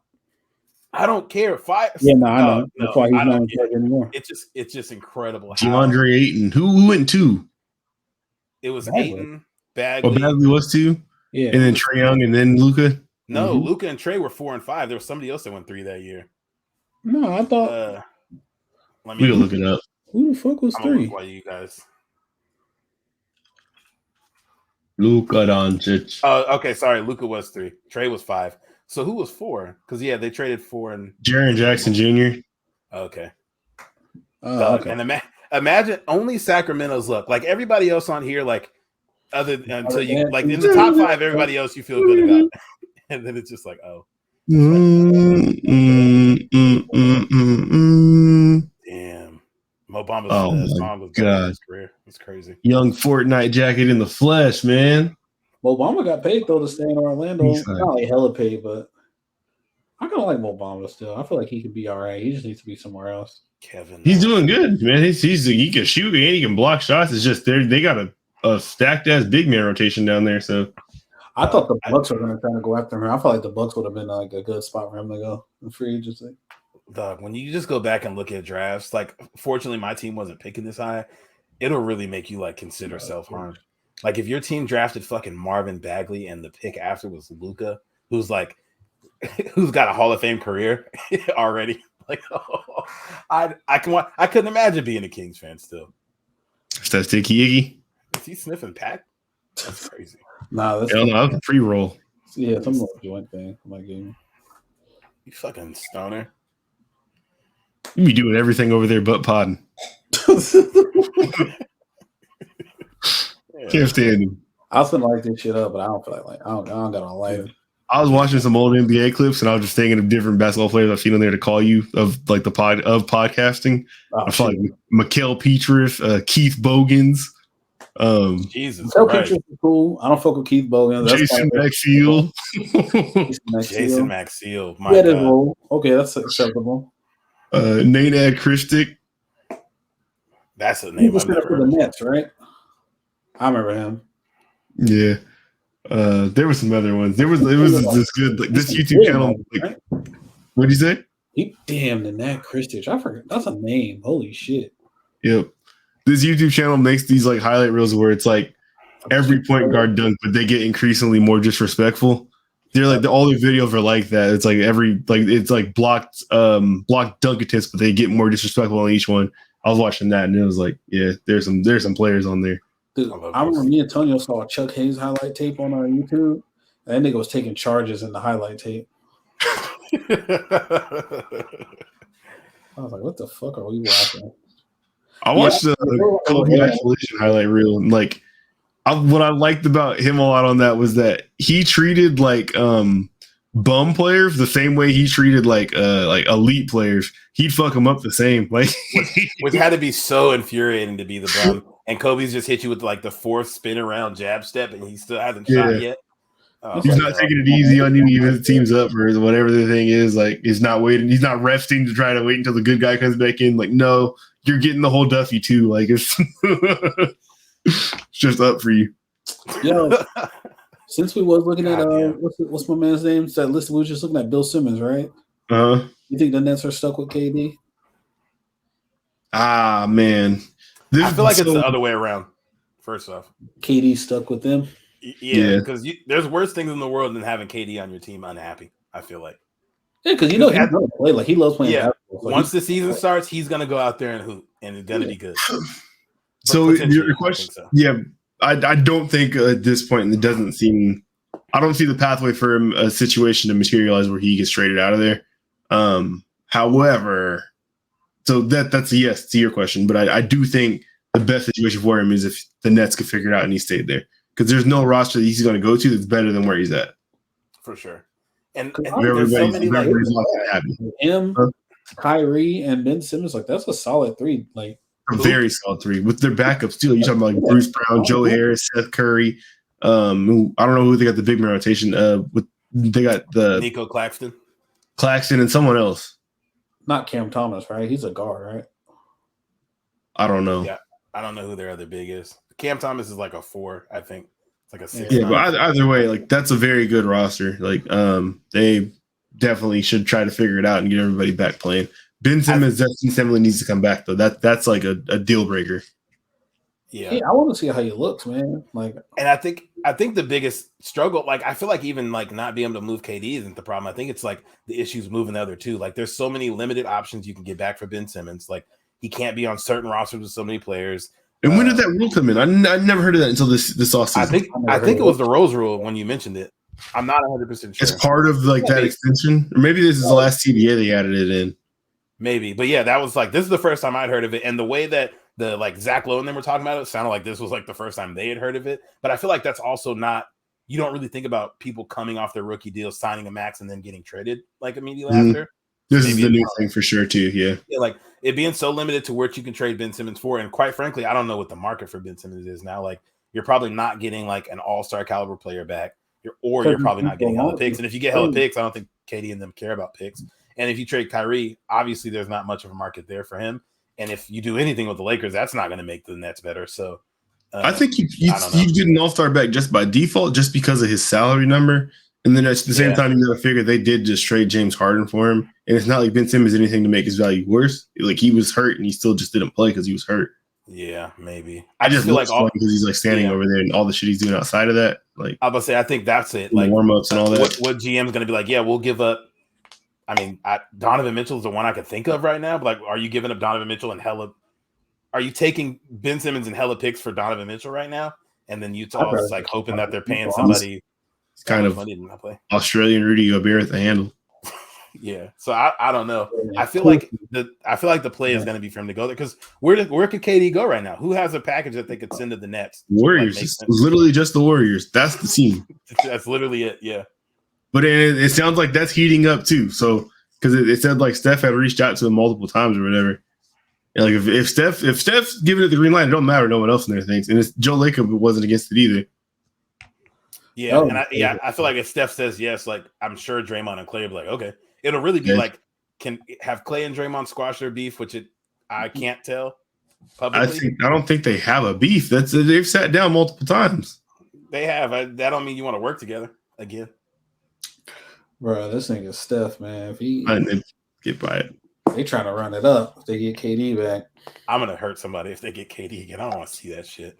4-8 already, man. Jesus girl, man. Ooh. Hate to see it. I don't. Yeah, I don't know what the Nets can do with any of those players right now. I'm gonna delete this one because time's flowing. I kind of like that one. All right, there it is, right there. I just thought that the load. We don't got to get deep into it. You had the people versus load management. I don't know what you meant by the people part. I think the load management is overblown and not that big of a deal. Oh yeah, if it's fans, I guess like.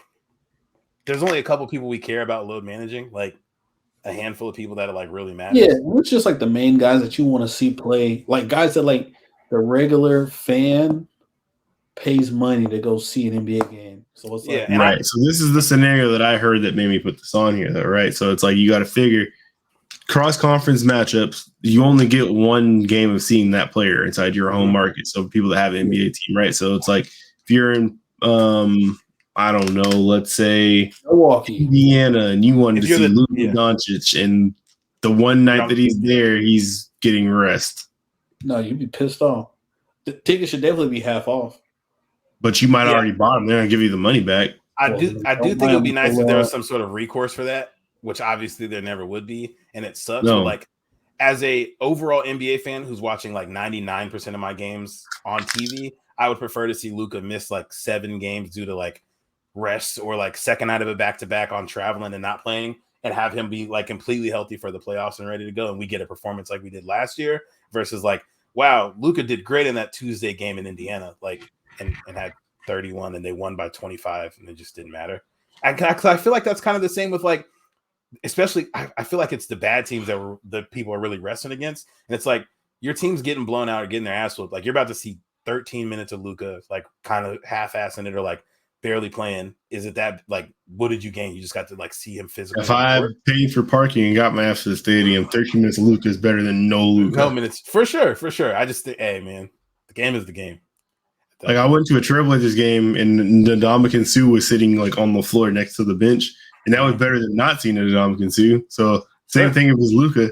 Better seeing him than not seeing him. Yeah. Hey man, might see him flip a water bottle and land it. Like I wouldn't get to see it if he wasn't there. Sure. Yeah, but like, what is I don't know. Like, there's nothing you can do. I don't think there's nothing you should do about it. Like, it is what it is at this point. But I know it's just been like blown up to the way that TV talks about it, and I feel like the way that fans that complain about it heavily talk about it is like every other game, like the best players aren't playing, and it's not that. It's like they won't play the second night. We're in that season where there's nothing going on, so we kind of have to make things that don't matter matter a little bit more, so we can have deeper conversations about them. I agree, and that's why we have the conversation. But during the season, they be talking about it too. Oh, you see, LeBron didn't play against the Kings last night because load management. It's like, shut the fuck up. You don't care about that.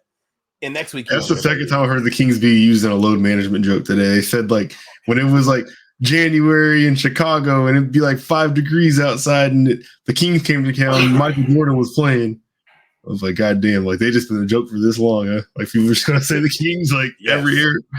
Yes. Crazy. But hey, man, I feel like that was just a different like time. I feel like if Michael Jordan, and I think that's an extenuating circumstance because like Vanessa talks about like Kobe never wanted to ever miss a game because of the kid that's sitting in the 500 level that came to see just him. Like certain people definitely have that mentality, but I feel like a lot of those dudes that was playing 82 games, that was complaining about getting punched in the throat by fucking Bill Lambier, if they were told that they could play 76 games instead of 82, they're probably like, I mean, I could take a couple nights off. I was partying kind of hard this last week, and I don't mind not playing tomorrow. Would they give back those 6 game checks to play 76? Fuck no. Unlikely. No, they'd rather just, hey, I'm not playing tonight. Pay me. We all got sick time. You get PTO. We also don't all get 3 months off or 4 months off every single year. Yeah. Teachers got sick time in PTO. They also don't get time off every year. They're not getting paid those months. Depends what district you're in. No, most of the time, teachers like you have a choice of whether you can take money out of every single paycheck and just be paid that over the summer, or you can be paid all your money during the regular school year when you're actually working. So you're actually not being paid for the summer. That's kind of fire. Sounds the same. It's not fire. That's fucked up. No, that's kind of fire. Because they're already not making any money, so you can short your paycheck to have something over the summer or get your whole like meaty ass paycheck. Maybe the NBA should consider reducing the schedule then. Maybe that might be the best option. Yeah. I think that is the best option. I think it was Bomani today said, reduce the schedule and start charging more for courtside tickets. There you go. Balances out.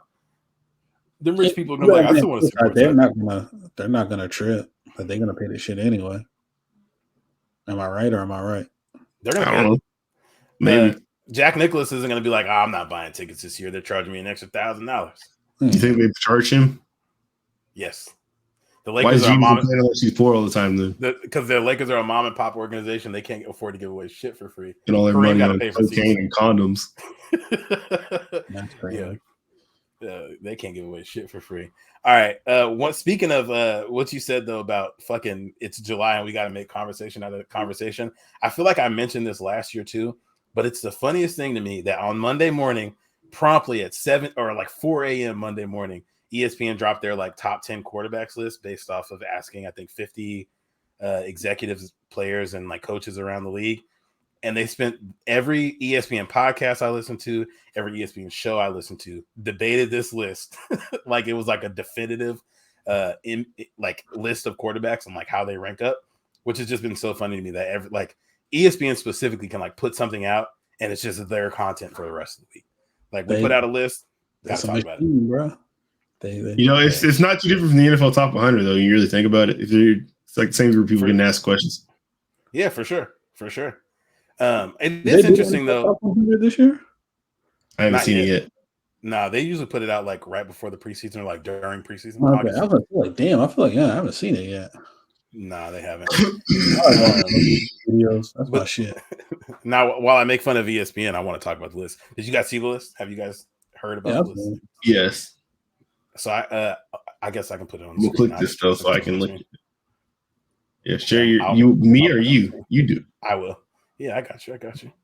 I want to know your guys' thoughts. I feel like for the most part, everybody is where they should be. I have one thing I would have changed, but other than that, I think everything's the same. So number one, they have Aaron Rodgers, MVP from last season. Last year, he was number 2. And I've seen people like he shouldn't be 1, but I feel like even if you don't think he's 1, worst case, he was 2 last year. So they just flip-flopped him and Mahomes. Yeah, it doesn't matter. And the difference between 1 and 2 is not like one guy last year that was number 2 won MVP, so they bumped him to 1. Seems pretty cut and dry to you, boy. Yeah, no, it's not crazy. 2 they had Mahomes.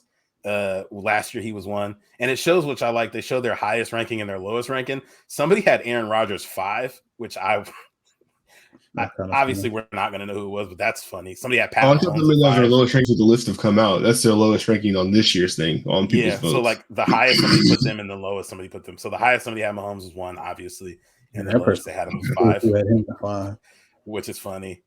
Josh Allen is 3, which I agree with. Well, I think I would have probably flipped it, had Mahomes 1, Allen 2, Rodgers 3, but doesn't matter. I probably put my 3, but whatever. Same shit. Yeah. Not surprised, Tyrell. Not surprised. Not 7 though.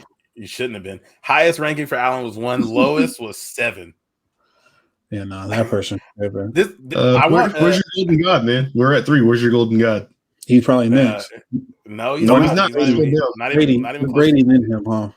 No, it's not even close. We'll get there. You'll hear me argue. Just shut the fuck up and let us read the list. God damn. I'm joking. But yeah, Brady's 4. Highest ranking was 1. Lowest was 8. And I know he won't do this because like he's asking these people anonymously, which is why they're giving it to him. But I wish this was like the NBA shit where they have to like publish the votes. I didn't know who had Brady at 8. Who did that? I wonder if they're like it was forward though. Bill Belichick. No, it's just for this season. Bill Belichick Bill Belichick was like put him at 11. It was like somebody on the Bills and someone on the Dolphins. Probably. Fuck him in the definitely Jets. Definitely somebody on the Dolphins. The Dolphins were like, we want him to be the owner. Number 5, they had Burrow, which I don't hate. So that's crazy. There are 5 quarterbacks deep. There's no Herbert. What's going on, Tyrell? There is no Herbert. Oh, the highest ranking somebody had for Burrow was 2. Like, who did they call to get 2? And the lowest ranking was completely out of the top 10. Last year he was honorable mention, so I guess that's like who do they ask? That's a hell of a leap for him to go from like not in the top 10 to 5th. They get every mascot to submit a review. Likely. Matt Stafford, highest ranking was 3. Lowest ranking was out of top 10. He finished at 6. Last year he was 6, which is also doesn't make any sense to me. Because like you assume that Burrow went from out of the top 10 to 5 based on getting to the Super Bowl. So if the person who went to the Super Bowl and won went from 6 to 6, I don't understand the math. The math is not mathing there. Where's your boy? Justin Herbert's number 7. Oh my God, he's 7. This highest was 5. Hold on.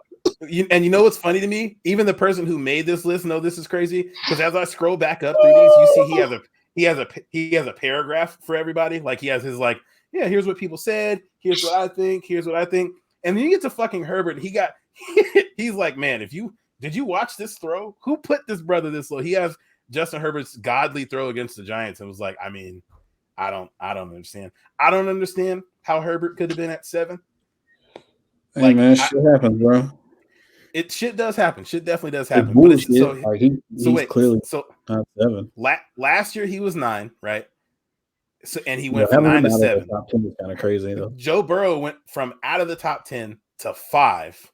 Which, granted, Joe Burrow went to the Super Bowl. Got to give him his credit there. You go from out of the top 10 to 5 off that season, and Justin Herbert, other than not going to the Super Bowl, had a better season. So you would have to imagine he's going to be a better player going forward. I'm gonna just say. I watched plenty of ESPN this week. Didn't hear nearly as much argument about him being at 7 on the list as I did about what happened with Lamar on this list.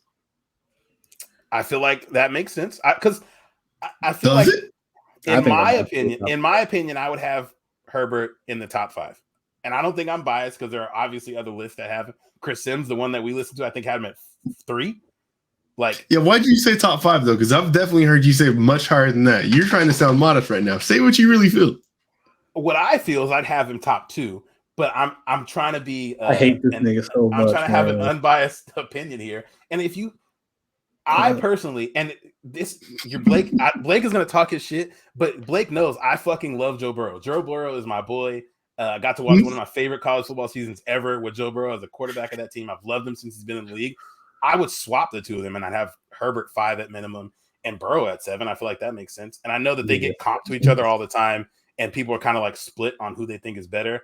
And the real delineation between the two of them is Justin Herbert hasn't made it to the playoffs, which I don't feel like is I don't feel like that's an accurate ranking of a quarterback. Is like, did you make it to the playoffs or not? Hey, speaking of team success related to the Chargers, though, you guys are the no. There's one team right now in NFL history that has a winning record as a franchise and has not won a Super Bowl, and it's the Vikings. But the Chargers are 2 wins under 500, so you guys have a chance to join that group this year. Most likely, we'll join that group if you don't win this year. Yeah, we're most likely going to join the group, and it feels that way when I talk to other Vikings fans. My cousin's a Vikings fan, and we kind of have the same woes. They've lost, I feel like, in equally heartbreaking fashion as we have for the most part. Maybe don't do a bootleg with a 50-year-old quarterback against a great pass rushing defense. It's not great. It's not great. That's funny. But no, yeah, Herbert being at 7. Fuck Brett Favre. I don't know how you could watch Justin Herbert play last year and say there's 6 people better other than the playoff thing, which I think is dumb. And I think I've said this about the NBA with like the final stuff of like history doesn't remember the intricacies that got you there. But like if the Chargers tied with the Raiders last season, not even beat them, if they tied with the Raiders and make it to the playoffs, are people like, oh, Justin Herbert's top 5 instead of 7 now because they like didn't lose the game, even though he was phenomenal in the game? You saying it sounds ridiculous, but you know how that shit goes when it comes to narratives and playoff stuff. Like it very well, he probably might be 5 on the list. He probably would have because Justin Herbert played Joe Burrow last year, blew him out. Lamar Jackson played Justin Herbert last year, blew him out. So like, not that head-to-head matters, but like, I feel like so much of these lists go into like, what did your team do because of you? But like, Justin Herbert finished like top 5 in basically every quarterback stat, including interceptions, but top 5 in every quarterback stat last season. And you moved him up 2 spots. He had a better season than Burrow, who moved up 6 spots because Burrow won playoff games. Yep, and you know, like even you go to Josh Allen too. Like him being 3 is largely based on those last 2 games that he played last year. Yeah, not like that he was bad. He was good throughout the whole entire season, but to get to 3, it was based on that otherworldly performances that he put up with the playoffs. If Josh Allen, let's say Josh Allen gets hurt, like the first play of the game following that Patriots game where they lost, where he like it was windy as fuck and they only ran the ball, he's like 9 because they're like, oh yeah, he had a shit season. I forgot about that. That game was absurd. They got Russell Wilson at 8. I feel like I was pretty tame during my Justin Herbert rant. It's absurd that he's at 7, but I feel like I did a good job keeping my emotions in control. They got Russell Wilson at 8. Last year, he was at 4. His highest ranking on the list was 4. And this year, the lowest ranking is out of the top 10. Which for like, how do you? They had that for Herbert too. They had it for I think Stafford. How do you? Who's voting out these guys like 12? What are you doing? It's fucking absurd. A tight group, man. It is. There can only be 10. But like, if you're talking about like down at this point too, because now you're talking about probably guys. I know Kyler Murray's not on here, but that's the type of guy who's going to get a vote here, you know. And it's like that's true. Knocking votes away from like Russell Wilson and these guys down here. That's a good point. That's a good point. 9, they have Deshaun Watson, which Kirk Cousins, yeah. Having Deshaun Watson at 9, I feel like is interesting because I know that like people, and I mean, Blake, me and you argued about this with Cap. Like I know people just think you can like not play for hella long and just like step back in and be just as good, but I don't feel like that should be the assumption of like you can take 2. He took a full year off. He's then 4 games this year. Yeah, let's say he misses 6 games. That's at least what 18. I'm saying if he doesn't miss the full season, which I think he should miss the full season. Let's say he misses 6 games. So that's 25 games of football you haven't played. For us to just expect you step into a new team, complete new role with all the drama surrounding you, and you're a top 10 quarterback out the gate, kind of crazy. He should be getting tickets to the R. Kelly concert. He absolutely should. You guys see Houston, the Texans settled with 30. Not him. 35, wasn't it? 35? 30 was the last number I saw. I wouldn't be surprised if it's higher. It went up for sure. You know how freaky you had to be for your team to be like, all right. We know. Next team. Ooh, yeah. So Deshaun Watson's at 9. Last year he wasn't eligible for the list because he's freaky, and his highest ranking was 4. Yeah, I don't know how you have him at 9, but That's again, yeah, like Blake said, that's how you have Russell Wilson getting out of the top 10 votes because somebody had Deshaun Watson at 4. And I think this should be even more than people being mad that Lamar's left off the list. Dak Prescott at 10 was an interesting one for me because it's hard to make a case for him. Let me go to honorable mention. So honorable mention is Lamar, Derek Carr, Kyler Murray, and Kirk Cousins also received votes. I like that better than all those guys. I just think you just swap Deshaun Watson out with Lamar, and I think the list is fine with me, honestly. Matt Stafford's a little high for me too, though, but it is what it is. It's whatever. Yeah, Matt Stafford's high for me. We'll never gonna give it up. We'll never gonna give it up. I just don't get the Deshaun shit because it's like he's probably for the season this year. So if he wasn't eligible, what was the criteria they asked for to do this list? So I think it was just like, who would you take this year? I believe. I know it's the best players right now for 2022. It's not a 5-year projection. Yeah. Who are the best players today? And I guess like Dak is in that group. Yeah, I mean, if you group together Lamar, Derek Carr, Dak, and Kyler, I don't think I'd have Dak as the best. And obviously, some people would. It's hard for me to find a case of Dak being better than Lamar. Yeah, you would have to put Deshaun Watson into the honorable mentions just because, like, you're saying the best players for today, which is like this season. That's what I'm picturing. That like, if you're counting on a guy missing games, like for sure, you can't put him into a lot of games. This list looks insane if he misses 10 games. Mm-hmm. He can come back and have 6 games of Watson are better than Dak Prescott. Okay. Yeah. Yeah, and the Lamar thing, I feel like this just rehashed so many of the like draft Lamar stuff, which I feel like is absurd. And I feel like people are like taking a lot of credit, like the bail that they shoot for a lot of other people is not being given to Lamar. Like they're like, oh, they've built the team around his strengths. The best running back that Lamar's ever had was like 31-year-old Mark Ingram, who had a great season there. Well, you could say it's partially due to Lamar. And the best receiver he's ever had was Hollywood Brown, who they've traded away. So, Mark Andrews is the best receiver, obviously. But like they haven't really put any. Those aren't what they use, though. Those two things are not important to them. What's important to them? The tight end and him getting space to run up the middle, or to run his period. Which I don't feel like is building to his strength. Like I don't think they need like a spectacular receiver, but like because Hollywood was just fine. I feel like they're just like Hollywood just left so much like meat on the bone, so much like more desire. Because you will see flashes with Hollywood, but it's like, bro, like you could really like, dog, like Hollywood probably dropped like 600 yards last year, 301.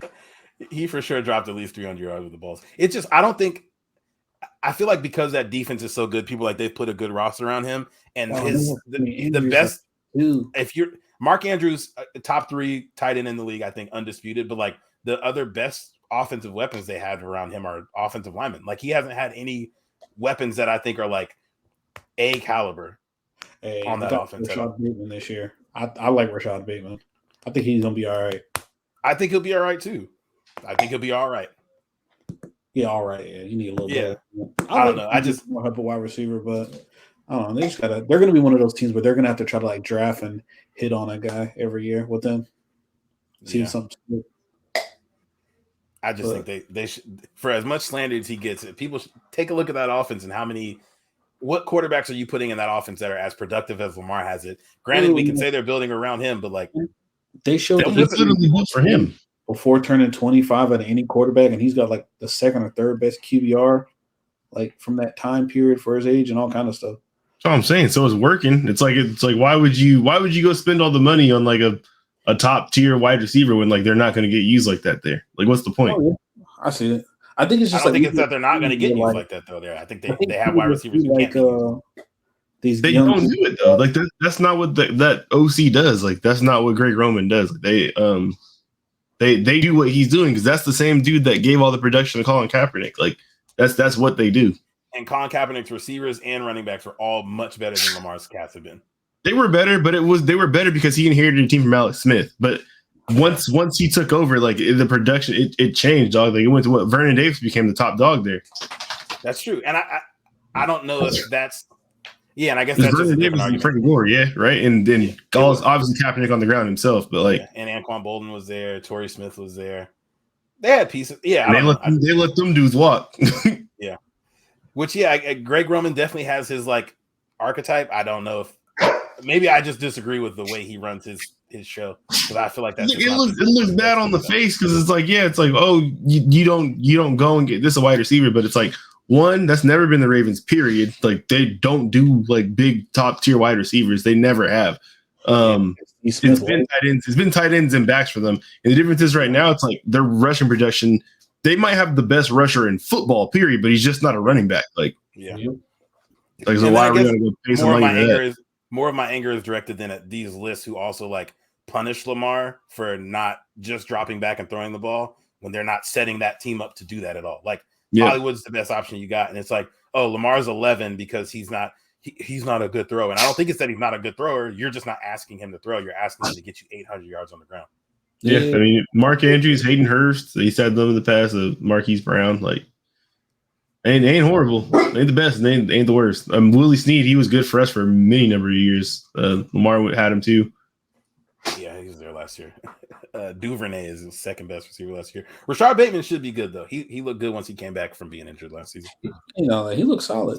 So we'll see. But yeah, like J.K. Dobbins, that was a high pick, wasn't it? Achilles though. I think he was. That's not their fault. I mean, for sure. Get a receiver instead. But yeah, we'll second see. round pick at running back, J.K. Dobbins. I mean, shit. That's definitely not the Ravens' fault there that he tore his Achilles, and that every other running back on that team also tore their Achilles. Didn't help. Oh, they had the most injuries ever last year. No, and another like Sammy Watkins, who played 13 games for him. He didn't do shit. 49 targets, 27 catches. Sammy Watkins been a lost cause for quite some time. But yeah, I mean, he was productive in Kansas City, so it's not, again, like you can't say that they didn't go get him a productive player. It just wasn't shit there. Was he productive? He definitely had some flashes in Kansas City. They also he's the number one in Buffalo for sure when he was with Tyrell. I want to say, yeah, that was so long ago. When you think about it, dude, Sammy Watkins was a fucking factor. Yeah, 2019 in Kansas City, 90 targets, 52 catches, 673 yards, 3 touchdowns, a long of 68 yards. So I mean, that's at being like the fourth option in that offense, probably. Half of those yards came in week 1 against the Jaguars. Even if they did, like, still, like, didn't he have like 160 yards against you guys week 1 or something like that? Yeah, I was like, what? You remember him fucking yell up? That's funny. Hold on, I can show you. He was at Clemson as a true freshman. It's like the best true freshman wide receiver. He had 198 yards against the Jaguars in week 1, 11 targets. I told you. Wait, and you said he finished with how many? You said it's 673. That's funny. And he had 198. He got a quarter of his season. Yeah, so I mean, the rest of the season, 79 targets, 43 catches, 475 yards. Yeah, which isn't bad. That just Jamal be slandering the Chargers for getting fucked up by Adrian Peterson. When you guys just let any old body come in there and fuck y'all. Totally different though. Come on. No, it's not. It's Sammy Watkins was like, I feel like every week I send like a highlight to their group chat to someone doing something ridiculous and just have to do the Jaguars against the other side. Yeah. Hey, every time it's one of those like big like compilations of like, oh, here's like 50 best catches or best throws. You see the Jaguars on there like 8 times. You do see the Chargers on there a good bit, but the Jags be front and center, bent over. All right, I guess, man. Bad, man. I didn't know a nigga put up 376 rushing yards against you guys. It wasn't that much. It's 276. My fault. Kevin Hayward went for 121 yards on 16 carries this week, and it's the Jaguars on the other side. Like, hey, who was it? Tackled 3 times. What was it? Last 2 years ago, Isaiah Bilal or whatever from the fucking Jets had like 160 rushing yards on you guys. Oh my god, he had some crazy game. I remember that. He had like 4 touchdowns. Bilal. It's something like that. Bilal Powell. Yep.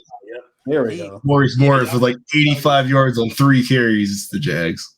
Yeah, but I say all that to say I feel like people in general need to take a bigger view of like what Lamar is actually putting on tape instead of just like, well, he's not a good thrower. Yeah, but he does everything good though. He might not be Pat Mahomes, but he's not funny. Hey, man, it's just man. You got wrong with that. I think Mina Kimes has said it this week already. Like these narratives been with him before he even played. Man, they just gonna keep running with it. But Yep. we see He's a square peg getting compared to a bunch of like round ones, and it's just at a certain point you got to just stop talking about him next to anybody else because he's so different than everybody else. Like the pluses that he has don't really come up in quarterback measuring like looks. Like you can't really talk about him fairly. Yeah, so that nigga is this list is never going to work for him. that nigga is a factor. I don't give a fuck. And if you play Madden, he might be the best quarterback of all time. Yep. Sammy Watkins was the second leading on Kansas City in 2019 for targets, and then he went to Baltimore after that. Wow, 90 targets? 90. Yep. Shit, that was 2 years ago though. I feel like Tyreek missed some games 2 years ago. Maybe Tyreek was the leading for targets. Oh shit! Oh, so wait, wasn't? Or no, Travis Kelce was leading for targets, and Tyreek was one behind Sammy at 89. He played 12 games. Let's say 2 years ago is when Travis Kelce broke like the all-time receiving record. That makes sense though. God damn it! I fucking hate the Chiefs. Yeah. Also, this is kind of unrelated. It's been so funny hearing people like how they've pivoted from the Chiefs, like they lost Tyreek Hill, and they're like, "Oh man, doomsday," and now they're like, "Oh well, they got Sky Moore, who's basically Tyreek Hill," and it's so hard to replace that dude. I'm sure they're still going to be good because they still have Pat Mahomes, which is like the great equalizer. But I just can't. I kind of want Sky Moore to be bad just because of how people are like acting like you could just plug in. Man, that's crazy. Hey, I don't give a fuck about him. Division opponent. He could eat it. He could eat a dick. People just thinking that you can like take another fast guy and make him Tyreek Hill is so funny to me. That's crazy. That division is just powered up so damn much that any type of site like that is going to be like a red flag for everybody. Yeah. Oh my god. We got to play Devontae Adams twice next year. Can we punch through these next ones kind of quick so I can get them out before they wake up the whole house? We only got one more. You want to talk about the Miss Marvel finale, Jamal? Oh yeah. What'd you guys think? Wait, everybody. I liked all the end credit stuff more than I like the actual finale. Yeah, that's crazy. Yeah, no, it's kind of crazy though. Letting their whole powers go. They made her the first mutant in the MCU. Let's talk about the episode. Yeah, that part was cool, obviously, but like the conclusion of the series of Miss Marvel, right? So it's like she got her suit finally. She's back in the city. Cameron's like falling the fuck apart because his mom, what his mom chose to do and all that. He's got powers. Them trying to like they brought up the dynamic again of like him trying to hide inside the mosque and like how that's like endangering their community and shit like that. Him maybe not fully getting that just because he's not really a human, I guess.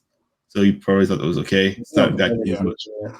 Yeah. Not from a place where that would like make a difference, really. Exactly. And then we got to see them, I guess.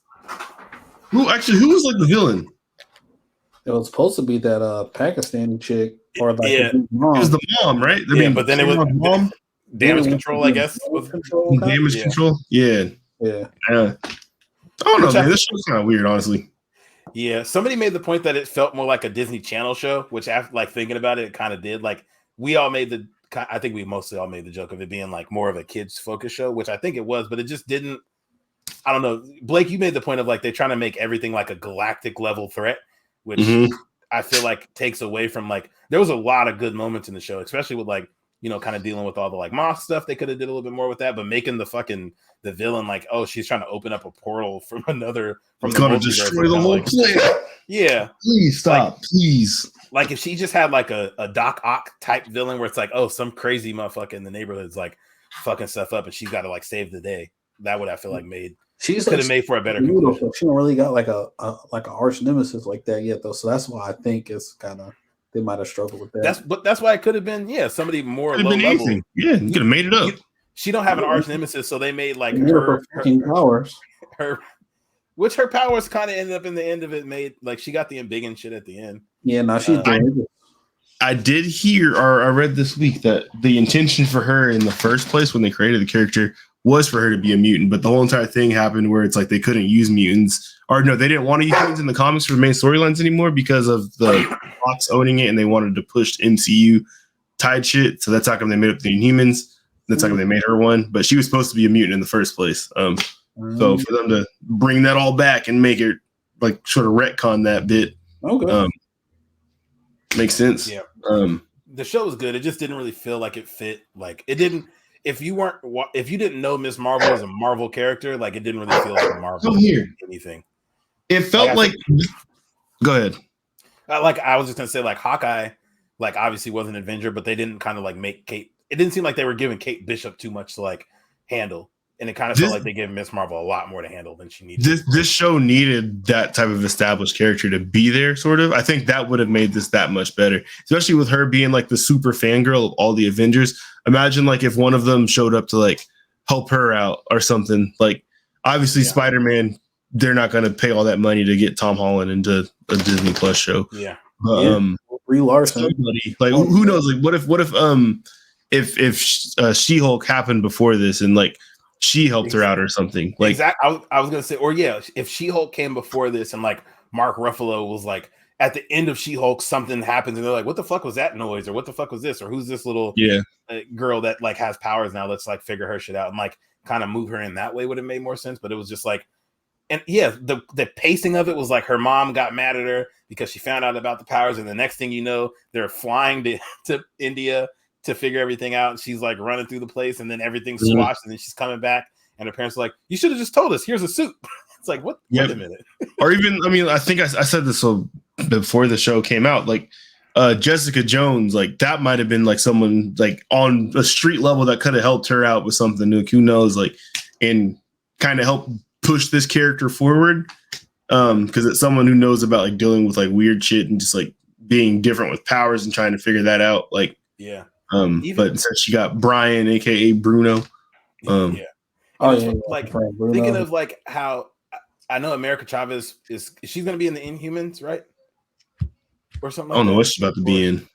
I know she's in that next. Like, I think she's going to put her in the next little group of people. But like, it seems like all the like even Spider-Man got kind of introduced a little bit with Iron Man. All of these like younger ones have had an intro carry him in. Yeah, and it was just it. I feel like a lot of the pacing of the show could have been fixed if they had. She-Hulk is going to have fucking Mark Ruffalo is going to be in the show. Yeah, so like everyone's pussy, and the Hulk is trash now. No, he's a Hulk inside that show. Yeah, no, I know. It just it feel like they kind of fumbled what the show could have been by like just making it her. Like the pacing was weird and all that. She-Hulk is going to be 9 episodes too. Moon Knight's the only Disney Plus show to not have a established character carry them in. Huh? Yeah. Yeah. And even like Moon Knight, I think was a better show than this. Like the acting was crazy. I don't know how they have top tier actors and they have multiple suits in there. Yeah, and I don't you couldn't if you finish that show or if you just sort of like start watching that, you wouldn't really know how that fits in with the MCU. Miss Marvel is like, okay, we clearly know your path forward and like what you're gonna be in. You're gonna be next to like Captain Marvel.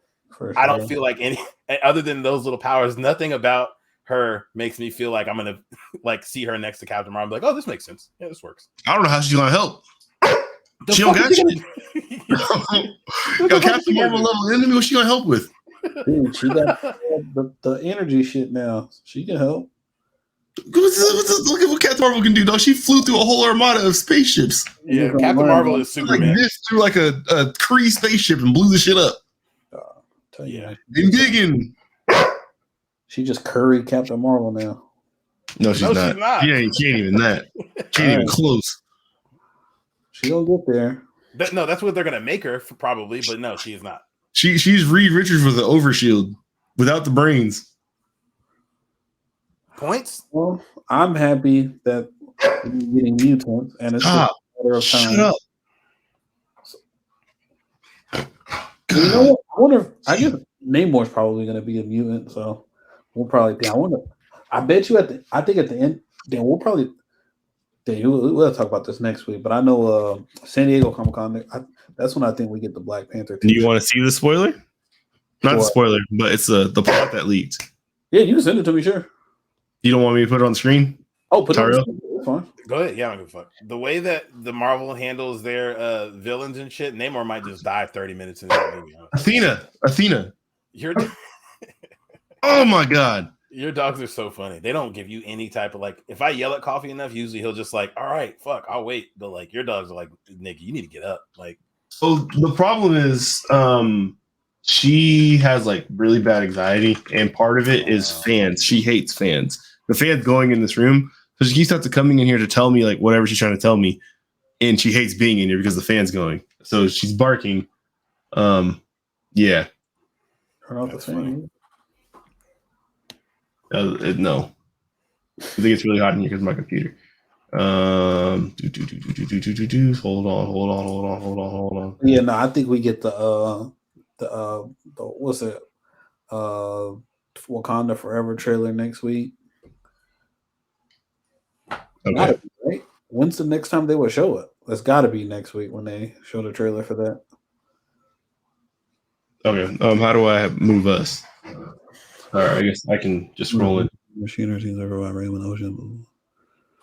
No, I mean. I'll read this. Lake Bell plays a scientist who's an original character. She and her team searching for vibranium in the ocean thanks to a device made by Riri Williams, who's the next Iron Man. Namor is awakened and kills her team. Namor asks Wakanda for help, but they turn him down. T'Challa passes away from sickness. Namor wants to kill Riri, but Wakanda protects her. Riri's first suit is made out of cars, which is crazy. I don't know what the hell that's about. She gets to Wakanda. She gets one made out of vibranium. War between Wakanda and Atlantis. Shuri's mom passes away and parts of Wakanda are flooded. Shuri makes an artificial flower to gain back Panther powers and gain the ancestral plane. She expects T'Challa but meets Killmonger, which makes sense because they can't use Chadwick. He helps her become the new Black Panther. Shuri makes her own Black Panther suit. Big war between the two nations. Shuri defeats Namor but doesn't kill him. And M'Baku is the king of Wakanda, which I wanted all along. I thought he should actually be Black Panther. While Shuri is the Black Panther. Nakia tells Shuri that she has a son from T'Challa. In the post-credit scene, they show Doom. Yeah, okay. That sounds good. Yeah. Here he is in Africa. I don't know how to make that go above there. interesting. Yeah. Yeah, I don't know. I don't know. Yeah, that seems interesting. There you go. There you can see the hearing this plot has moved me further into the should have just recast the T'Challa point. But yeah, I feel like this is going to be one of the ones where the CGI might carry. We get a lot of cool. There's a chance for a lot of cool, really cool scenes with what they got going on here. Like seeing Atlantis and stuff. Down is a bit crazy. Yeah. Yeah. Interesting. Her suit is like the Ironheart suit is going to look like, because if it's like not based off of Iron Man, his it's going to have a PT Cruiser, an Ultima on the chest probably, and then probably the legs. I could see PT Cruiser, something like that. Some wood grain on the legs. Yep. Maybe. When she does like a soft top for the helmet. She has like the 5.0 drop top from the old Mustang. Oh my god! And she's wearing like a tracksuit, so it's like 3 stripes on the leg, but that's the wood grain. That'd be kind of hard. Or you do like the BMW kidney grills right here on the chest. That's tight. That's cold. All right, I gotta go. My bad. I'm about to lose my whole household. I'm gonna just leave y'all in the episode. Bye. Yeah, peace, Blake. Eat a dick. Nah, that plot sounds interesting though. Like, we'll get the trailer next week, and I guess we can. Well, shit, we don't record till Fridays, but I know the first day of San Diego Comic Con is next Thursday. But I will say, based off reading that plot, if I just didn't see everything Marvel, I wouldn't go to the theater to see that. Like, that doesn't sound interesting. It sounds interesting. It just doesn't sound like, I don't know. It's just like, oh, okay. They're going to introduce 3 new Marvel characters potentially, introduce a new Black Panther. Well, like, if you know anything about Black Panther, you know that like Shuri like becomes Black Panther after a little bit anyway. Like, she's been Black Panther a couple times already. It's just like the whole thing past getting T'Challa just being gone. That's yeah. I think that's all our irritation for it. And like if like the killing him from a sickness doesn't really make any sense after so the first time we're gonna see him after the blip, other than What If, is gonna be him dying from an illness. We're never gonna actually see him, obviously, but like he's just gonna come back from the blip. We haven't seen him, and then he dies. Yeah, no, it's gonna be I mean, that part of it's gonna be. I hope it's good though. Like, I want it to be good. I'm sure it will be because they're introduced like we're gonna get Ironheart, who's gonna be like one of the heroes of the movie. Obviously, we're gonna get Namor, who like is a big bad, or at least starts out as one. So like we'll probably get some good. They usually do well with their villains. We'll see if they don't kill him in this movie like they did with Gore from the last Yeah, movie. they need to stop killing fucking villains. Like that's what I hated about the first Black Panther. They killed Claw. Like if they were gonna have any like before like Chad died, like if they were gonna do a series, like keep making Black Panther movies, it's like bro, like you can't kill the nigga's biggest villain, like his arch nemesis. Why would you kill Claw? Dog, you could have had Gore be the like main villain of like not the entire phase, but of like 3 or 4 separate movies. Like, and they killed him. Like it shit don't make no sense. I don't know, man, but I don't know. Hey, I hope the shit's good. We'll probably I think we get the trailer next week, so we'll see. When is it? It's supposed to come out in November, right? Yeah, November. Yeah, we'll probably August. That's the last MCU movie for the year, right? Yeah, and then I think we're getting one more show because what is it? Secret Wars? Not Secret Wars. Is that the name of Sam? I thought we're getting the Guardians holiday special and She-Hulk. I thought that was the last year for the year. That's it. She-Hulk. I forgot She-Hulk was coming out. Yeah, those will be the last 2. Away. August 17th. Yeah, we'll see. Reading that plot doesn't excite me. We'll see what the trailer looks like though. I'm kind of they're like, oh, we got Riri, so we got one extra black character. Let's make sure we bring her in with the niggas.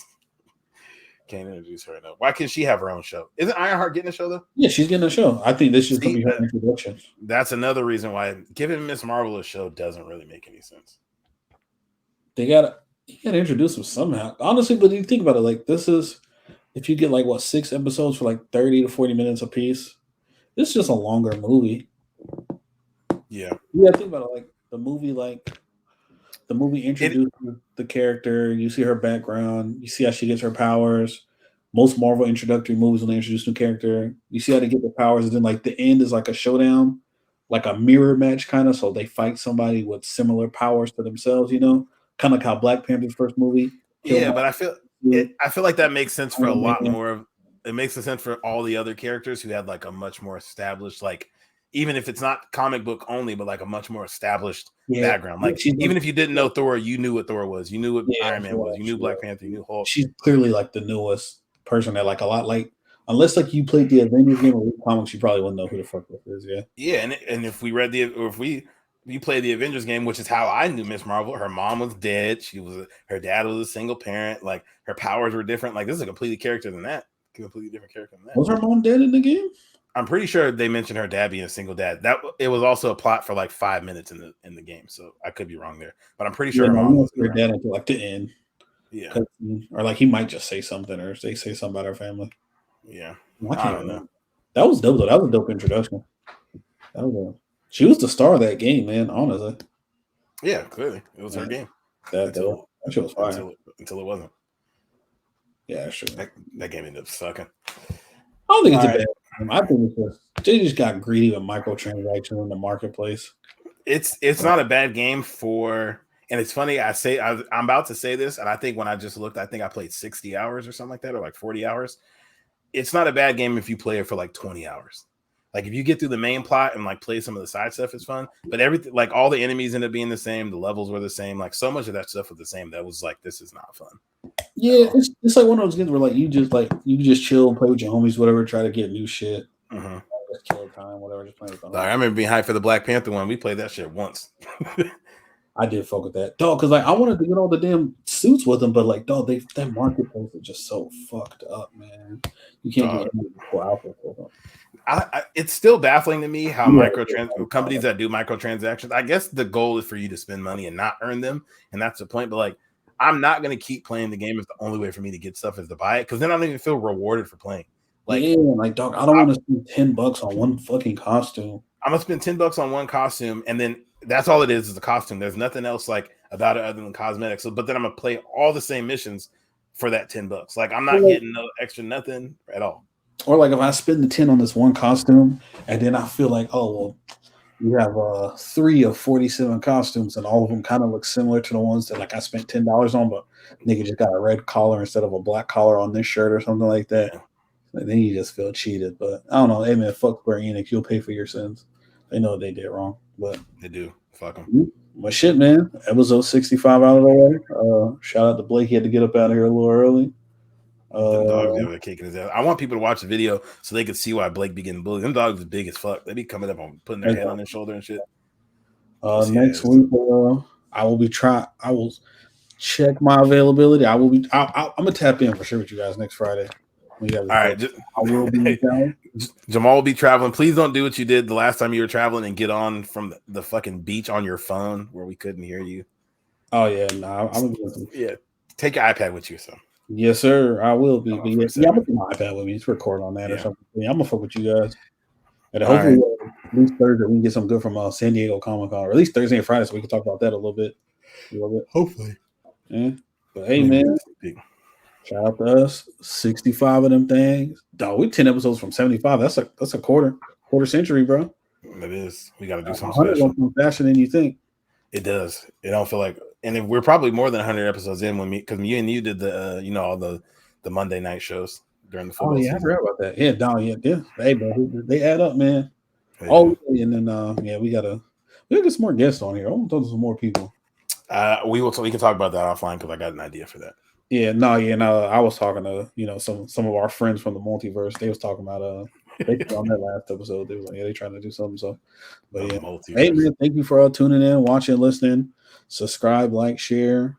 Critically Unfocused episode 65, and download, and even if you don't listen, just download the episode. You can find us later. Play shit while you sleep. Just turn the volume all the way down so you don't hear it. Do all that. We need a streaming farm. Delete it and download it again too. Exactly. If I see you streaming it over and over, we will contact you personally. Okay. And Jamal will reach out. I will reach out. Oh, and if we got any LA listeners, I'll be out there, man. Hit me up on the socials, man. JScore22, you know what it is. If you're a woman listener and you are semi-attractive, hey, hit me up. I'm gonna be out there. So it is what it is. Jamal's levels of semi-attractive are also varying, so just hit him up if you're there. Yeah, no. Hey, hit me. All right. We out. Peace.